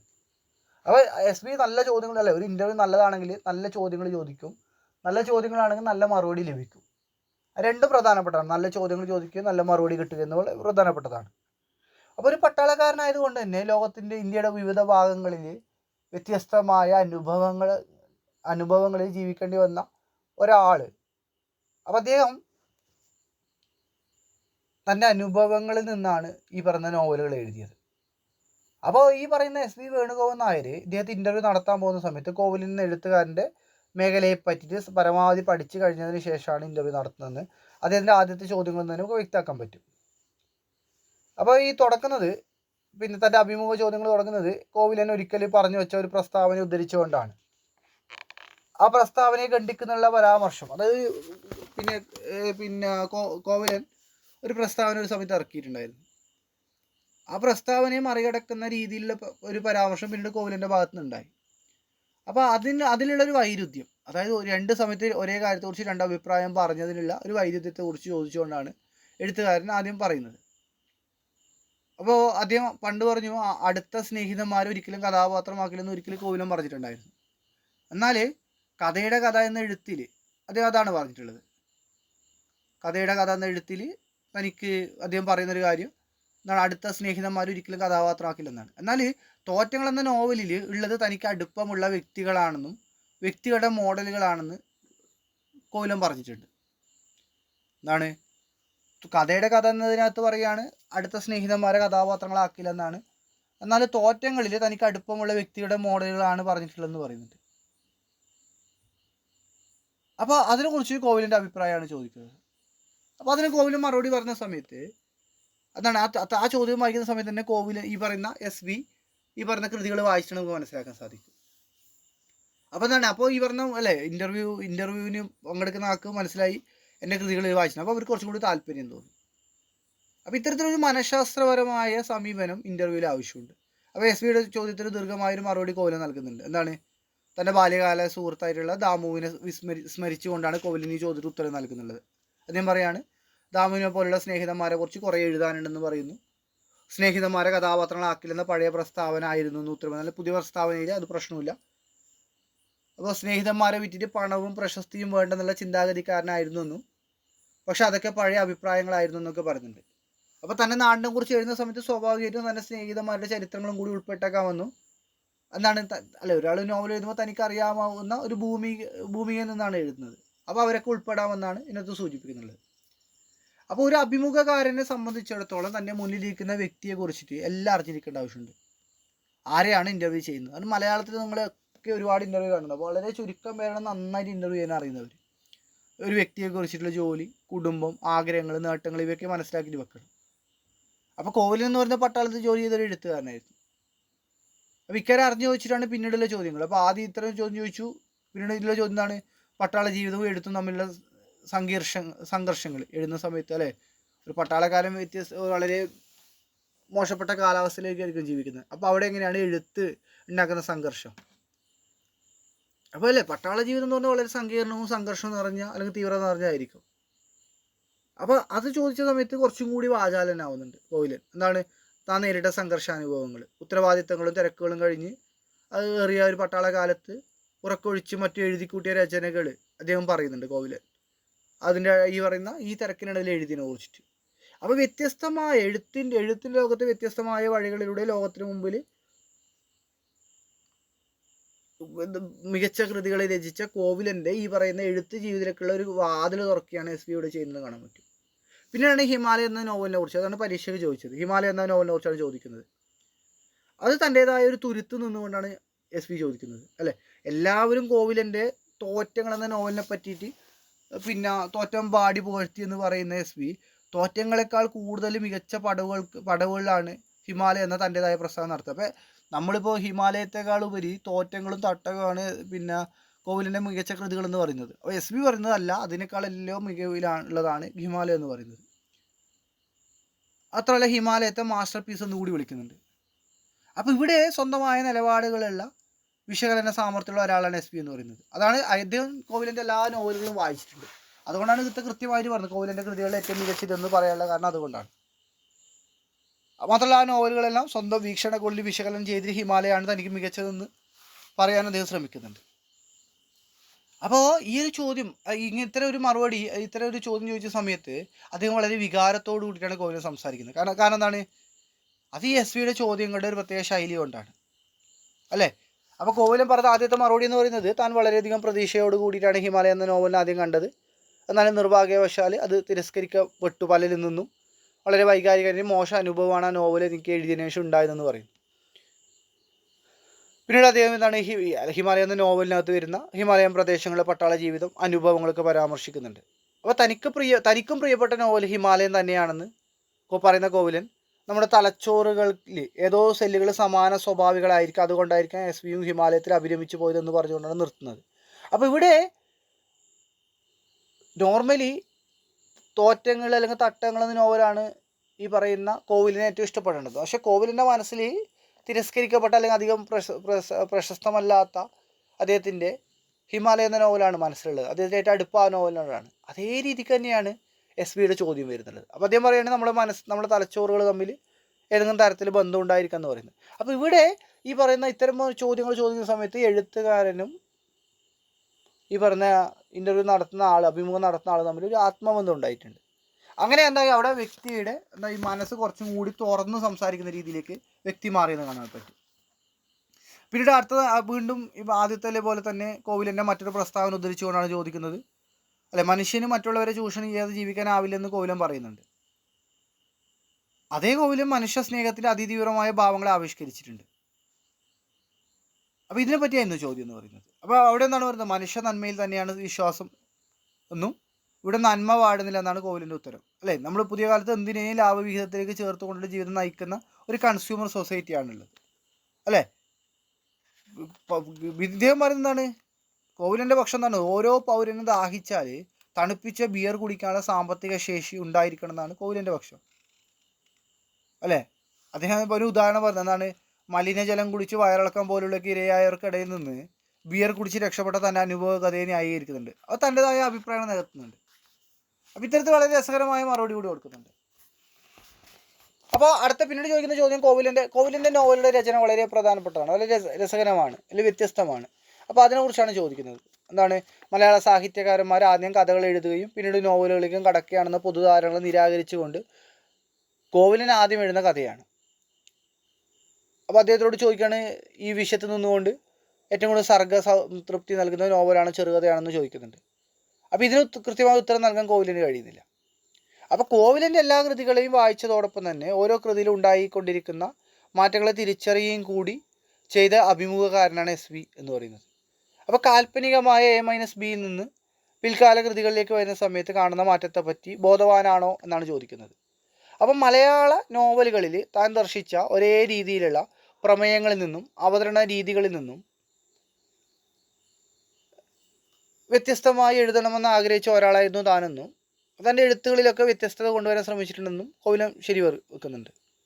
അപ്പോൾ ഈ പറയുന്ന കൃത്യമായ വിശകലനത്തോട് കൂടിയിട്ടാണ് എസ് വി വേണുഗോപൻ നായർ കോവിലൻ എന്ന് പറയുന്ന എഴുത്തുകാരനെ നിരൂപണം ചെയ്യുന്നത്. അല്ലെ, ഒരു കലാസാഹിത്യത്തിൽ നിരൂപകൻ നെല്ലും പതിരും തിരിച്ചറിയാതെ അളന്ന് തട്ടുകയില്ല എന്ന ചോദ്യത്തിന് നിരൂപകന്മാർ, അതായത് SV വേണുഗോപൻ്റെ അഭിപ്രായം പറഞ്ഞ് നിരൂപകന്മാർ കൃത്യമായി നിരൂപണം നടത്തുന്ന ഒരു വിമർശനം നടത്തുന്ന സമയത്ത് അത് വിലയിരുത്താൻ ഞാൻ ആയില്ലെന്ന് പറഞ്ഞിട്ട് കോവിലം ഒഴിഞ്ഞു മാറുന്നുണ്ട്. മാത്രം നിരൂപകന്മാരുടെ ഒരു കടപ്പാട് കൂടി കോവിലം പ്രകടിപ്പിക്കുന്നുണ്ട്. അപ്പോൾ ഉൾക്കാഴ്ചയോടെ വിപരീത വിമർശനം നടത്തുന്നവരോടാണ് തൻ്റെ പക്ഷമെന്ന് കൂടി കോവിലം അവതരിപ്പിക്കുന്നുണ്ട്. അപ്പോൾ അത്തരത്തിൽ ഖണ്ഡന വിമർശനം നടത്തുന്നു. ഖണ്ഡനം എന്ന് പറഞ്ഞാൽ പൂർണ്ണമായിട്ട് ഒരു കൃതിയെ നിരാകരിച്ചുകൊണ്ടുള്ള വിമർശനമാണ് ഖണ്ഡനം. അപ്പോൾ ഖണ്ഡന വിമർശനം നടത്തിയവരോട് വളരെ ബഹുമാനത്തോട് കൂടിയിട്ടാണ് കോവിലിനെ അവരെ ഓർക്കുന്നതെന്ന് കൂടി നമുക്ക് ഇതിനകത്ത് കാണാൻ വേണ്ടി പറ്റും. എന്നാൽ ഈ പറയുന്ന ഒരേ സമയത്ത് അഹന്തയോട് കൂടിയിട്ട് അവാർഡ് നിർണ്ണയം നടത്തുന്ന ഒരു കൂട്ടം നിരൂപകന്മാരെ കോവിലം വിമർശിക്കുന്നുണ്ട്. അവർക്ക് നെല്ലും പതിനും തിരിച്ചറിയാൻ സാധിക്കുന്നില്ല എന്ന് കൂടി പറയുന്നുണ്ട്. അപ്പോൾ വിമർശകരെ അടച്ചാധിക്ഷേപിക്കുകയല്ല, ഖണ്ഡന വിമർശനം നടത്തുന്നവരോട് പോലും ഒരു തരം താതാത്മ്യപ്പെട്ടുകൊണ്ട് സംസാരിക്കുമ്പോഴും അവാർഡ് ഇപ്പോൾ ഇന്ന് നമുക്ക് കാണുന്ന Kendra Sahitya Akademi award Ram care of Anandan നോവലിന് ലഭിച്ചതുകൊണ്ട് ഭയങ്കര വിമർശനം ഉണ്ടായിട്ടുണ്ട്. അപ്പോൾ അത്തരത്തിൽ നെല്ലും പതിരും നല്ലതും മോശവും തിരിച്ചറിയാൻ പറ്റാത്തവരാണ് അവാർഡ് നിർണ്ണയം നടത്തുന്നതൊക്കെയുള്ള വിമർശനം ഇത് ഉന്നയിക്കുന്നുണ്ട്. പക്ഷേ വായനക്കാർ വിവേകികളാണെന്നും അവർക്കെല്ലാം തിരിച്ചറിയാനുള്ള കഴിവുണ്ടെന്നും കൂടി കോവിലൻ, അതുകൊണ്ട് തനിക്ക് ആശങ്കയില്ലെന്ന് കൂടി പറഞ്ഞു വെക്കുന്നുണ്ട്. പിന്നെ കോവിലനിലൊരു കവി ഉണ്ടെന്നും ആ കവി കഥാശില്പത്തെ സ്വാധീനിച്ചിട്ടുണ്ടെന്നും SV ചോദിക്കുന്ന സമയത്ത് അപ്പോൾ അതിനദ്ദേഹം ശരിവെക്കുന്നുണ്ട്. ഈ ഒരു അഭിപ്രായത്തോട് ശരിവെക്കുന്നുണ്ടെങ്കിലും അത് കണ്ടെത്താൻ വിമർശകർക്ക് വിട്ടുകൊടുക്കുകയാണെന്ന് പറഞ്ഞ് അദ്ദേഹം ഒഴിഞ്ഞു മാറുകയാണ്. സംഗീതാത്മകമായ ഭാഷയിൽ ഞാൻ എഴുതിയിട്ടുണ്ട്, പലപ്പോഴും കവിതയാണ് എഴുതിയിട്ടുള്ളതെങ്കിലും തന്നെ ആരും കവിയെന്ന് വിളിക്കുന്നില്ല എന്നും കവികൾക്കാണ് ഇവിടെ മുന്തിയ സ്ഥാനമെന്നും തനിക്കത് കിട്ടുന്നില്ലെന്നും കോവിലം പരിഭവം പറയുന്നുണ്ട്. തമാശ രൂപത്തിലാണ് പരിഭവം പറയുന്നുണ്ട്. വീണ്ടും മനുഷ്യൻ്റെ അസ്തിത്വത്തെക്കുറിച്ച് ചോദിക്കുന്നത് അദ്ദേഹം 1960 കേസാണ് എഴുതിയത്. അത് ഈ പറഞ്ഞ ആധുനികതയുടെ കാലഘട്ടമാണ്, അസ്തിത്വത്തെക്കുറിച്ചുള്ളൊക്കെ ചർച്ചകൾ നടക്കുന്നൊരു കാലഘട്ടമാണ്. അപ്പോൾ മനുഷ്യൻ്റെ അസ്തിത്വത്തെക്കുറിച്ചുള്ള ചോദ്യത്തിന് ആഹാരമാണ് ജീവൻ്റെ പ്രാഥമിക ആവശ്യം എന്നാണ് കോവിലിൻ്റെ മറുപടി എന്ന് പറയുന്നത്. അപ്പോൾ ഇത്തരത്തിൽ പിന്നീട് ഈ പറഞ്ഞ നമുക്കിവിടെ നവോത്ഥാന പ്രസ്ഥാനമുണ്ട്, ആധുനിക പ്രസ്ഥാനമുണ്ട്, റിയലിസ്റ്റ് പ്രസ്ഥാനമുണ്ട്, ഉത്തരാധുനിക പ്രസ്ഥാനമുണ്ട്. അത്തരം പ്രസ്ഥാനങ്ങളുടെ ഇടയിൽപ്പെട്ട് കഥ മരിച്ചുപോയി എന്ന പൊതുപ്രവണതയെക്കുറിച്ച് ചോദിച്ച സമയത്ത് അദ്ദേഹം വളരെയധികം വാചാലനായിട്ട് മറുപടി നൽകുന്നുണ്ട്. മാട്ടുവണ്ടിയിൽ വന്നവന് സ്പുട്നിക്കിൻ്റെ മക്കളോടൊപ്പം ജീവിക്കണം എന്ന കോവിലിൻ്റെ വാക്കുകൾ തന്നെ ഉദ്ധരിച്ചിട്ട് പുതുമുഖങ്ങളെ പറ്റി ചോദിക്കുന്നത് എന്താണ്? മാട്ടുവണ്ടിയിൽ വന്നവന് സ്പുട്നിക്കിൻ്റെ മക്കളോടൊപ്പം ജീവിക്കണം. വരുന്ന മാട്ടുവണ്ടിയിലാണ്, ആടും പോത്തൊക്കെ ഓടിക്കുന്ന വണ്ടിയിലാണ് വരുന്നത്. സ്പുട്നിക് പറഞ്ഞാൽ പണ്ട് റഷ്യ സോവിയറ്റ് യൂണിയൻ ബഹിരാകാശത്ത് വിട്ട ഒരു വാഹനമാണ്. സ്പുട്നിക്കിൻ്റെ മക്കളോടൊപ്പമാണ് ജീവിക്കുന്നത്. അപ്പോൾ അത്രയും ഈയിൽ ജീവിക്കണം എന്നാണ് പറയുന്നത്. അപ്പോൾ അത്തരം കാര്യങ്ങളെ ഉദ്ധരിച്ചുകൊണ്ട് പിന്നെ അത് കോവിലം പറഞ്ഞതാണ്. അതിന് ഉദാഹരിച്ചുകൊണ്ട് പുതുമുഖങ്ങളെ പറ്റി ഇവിടെ ചോദിക്കുന്നുണ്ട്. അപ്പോൾ അദ്ദേഹം പറയുന്നത് മാട്ടുപെട്ടി എന്ന് പറയുന്നത് തന്നെ പോലെ പഴയവരാണ് മാട്ടുപെട്ടിയെന്നും സ്പുട്നിക് എന്ന് പറയുന്ന പുതുമുഖങ്ങളാണെന്നാണ് വിവക്ഷ. അപ്പോൾ തനിക്ക് കിട്ടാതെ പോയത് തൻ്റെ പിന്നാലെ വരുന്ന പുതുമുഖങ്ങൾക്ക് കിട്ടണം എന്നുള്ളത് കൊണ്ട് അവരെ പ്രോത്സാഹിപ്പിക്കാൻ പരമാവധി ശ്രമിക്കുന്നു എന്ന മറുപടിയാണ് കോവിലം നൽകുന്നുള്ളത്. അപ്പോൾ അദ്ദേഹം പിന്നീട് ചോദിക്കുന്ന ഒരു പട്ടാള ജീവിതം നയിച്ച ഒരാളെന്ന നിലയിൽ ഇന്നത്തെ ഭാരതത്തെക്കുറിച്ച് എന്ത് വികാരമാണ് തോന്നുന്നത് ആരായുന്ന സമയത്ത് ഉപ്പിട്ട കഞ്ഞി കുടിക്കാൻ ഇഷ്ടപ്പെടുന്നതും തുണി ഉടുക്കുന്നതും മാത്രമാണ് ഇന്ത്യക്കാരിൽ കാണുന്ന സമാന സ്വഭാവം എന്ന് പറയുമ്പോഴും ഇന്ത്യക്കാർക്ക് ഉപ്പിട്ട കഞ്ഞി കുടിക്കാൻ ഇഷ്ടപ്പെടുന്നതും തുണി ഉടുക്കുന്നതും മാത്രമാണ് ഇന്ത്യക്കാരിൽ കാണുന്ന പൊതുവായ സ്വഭാവം എന്ന് പറയുന്നത്. പക്ഷെ അപ്പോഴും വ്യത്യസ്ത ദേശീയതയുള്ളവരാണ് ഇന്ത്യക്കാരെന്ന് സമ്മതിക്കുന്നില്ല. മാത്രമല്ല ഇന്ത്യൻ ദേശീയതക്കെതിരെ പ്രവർത്തിച്ചവരെ കുറിച്ച് അദ്ദേഹം വിമർശിക്കുന്നുണ്ട്. അപ്പോൾ ഒരു ഇൻ്റർവ്യൂ നടത്തുന്ന സമയത്ത് എന്തൊക്കെ കാര്യങ്ങളാണ് ശ്രദ്ധിക്കേണ്ടത്? ഒരു ആരെയാണ് ഇൻ്റർവ്യൂ ചെയ്യാൻ പോകുന്നത് അവരെക്കുറിച്ച് സകല കാര്യങ്ങൾ അറിയണം. ചോദ്യങ്ങൾ ചോദിക്കണം മനഃശാസ്ത്രപരമായിട്ട് അവരുടെ ഈ പറയുന്ന അവർക്കും കൂടി താല്പര്യപ്പെടുന്ന രീതിക്ക് ചോദ്യങ്ങൾ ചോദിക്കണം. അങ്ങനെ പല ഘടകങ്ങളുണ്ട്. ഇത്തരം ഘടകങ്ങളൊക്കെ പാലിച്ചുകൊണ്ട് ഉള്ള ചോദ്യങ്ങളാണ് SV വേണുഗോപൻ നായർ നടത്തുന്നത് കാണാൻ പറ്റും. അപ്പോൾ ഇതിനകത്ത് കോവിലൻ എന്ന എഴുത്തുകാരനെ കുറിച്ച് മാത്രമല്ല എസ് വിയുടെ വിജ്ഞാന പാഠവും സാമർഥ്യമൊക്കെ നമുക്ക് കാണാൻ വേണ്ടി പറ്റും. ആരോഗ്യകരവും കാര്യക്ഷമവുമായി നിറഞ്ഞതൊരു അഭിമുഖമാണ്. അപ്പോൾ ഈ പറയുന്ന ഒരു അഭിമുഖം നടത്തുന്ന സമയത്ത് എന്തൊക്കെ കാര്യങ്ങൾ ശ്രദ്ധിക്കണം എന്നതൊക്കെ നമുക്ക് വ്യക്തമാക്കി തരുന്ന ഒരു അഭിമുഖമാണ് ഇവിടെ SP വേണുഗോപാൽ നായർ കോവിലിന് വേണ്ടി നടത്തിയിട്ടുള്ളത്. അപ്പോൾ കോവിലിൻ്റെ യഥാർത്ഥ പേരെന്താണ്, പ്രധാനപ്പെട്ട കൃതികൾ ഏതാണ്, അദ്ദേഹത്തിൻ്റെ മാസ്റ്റർ പീസായിട്ട് അദ്ദേഹവും SP വേണുഗോപാൽ നായരും കാണുന്ന കൃതി ഏതാണ്.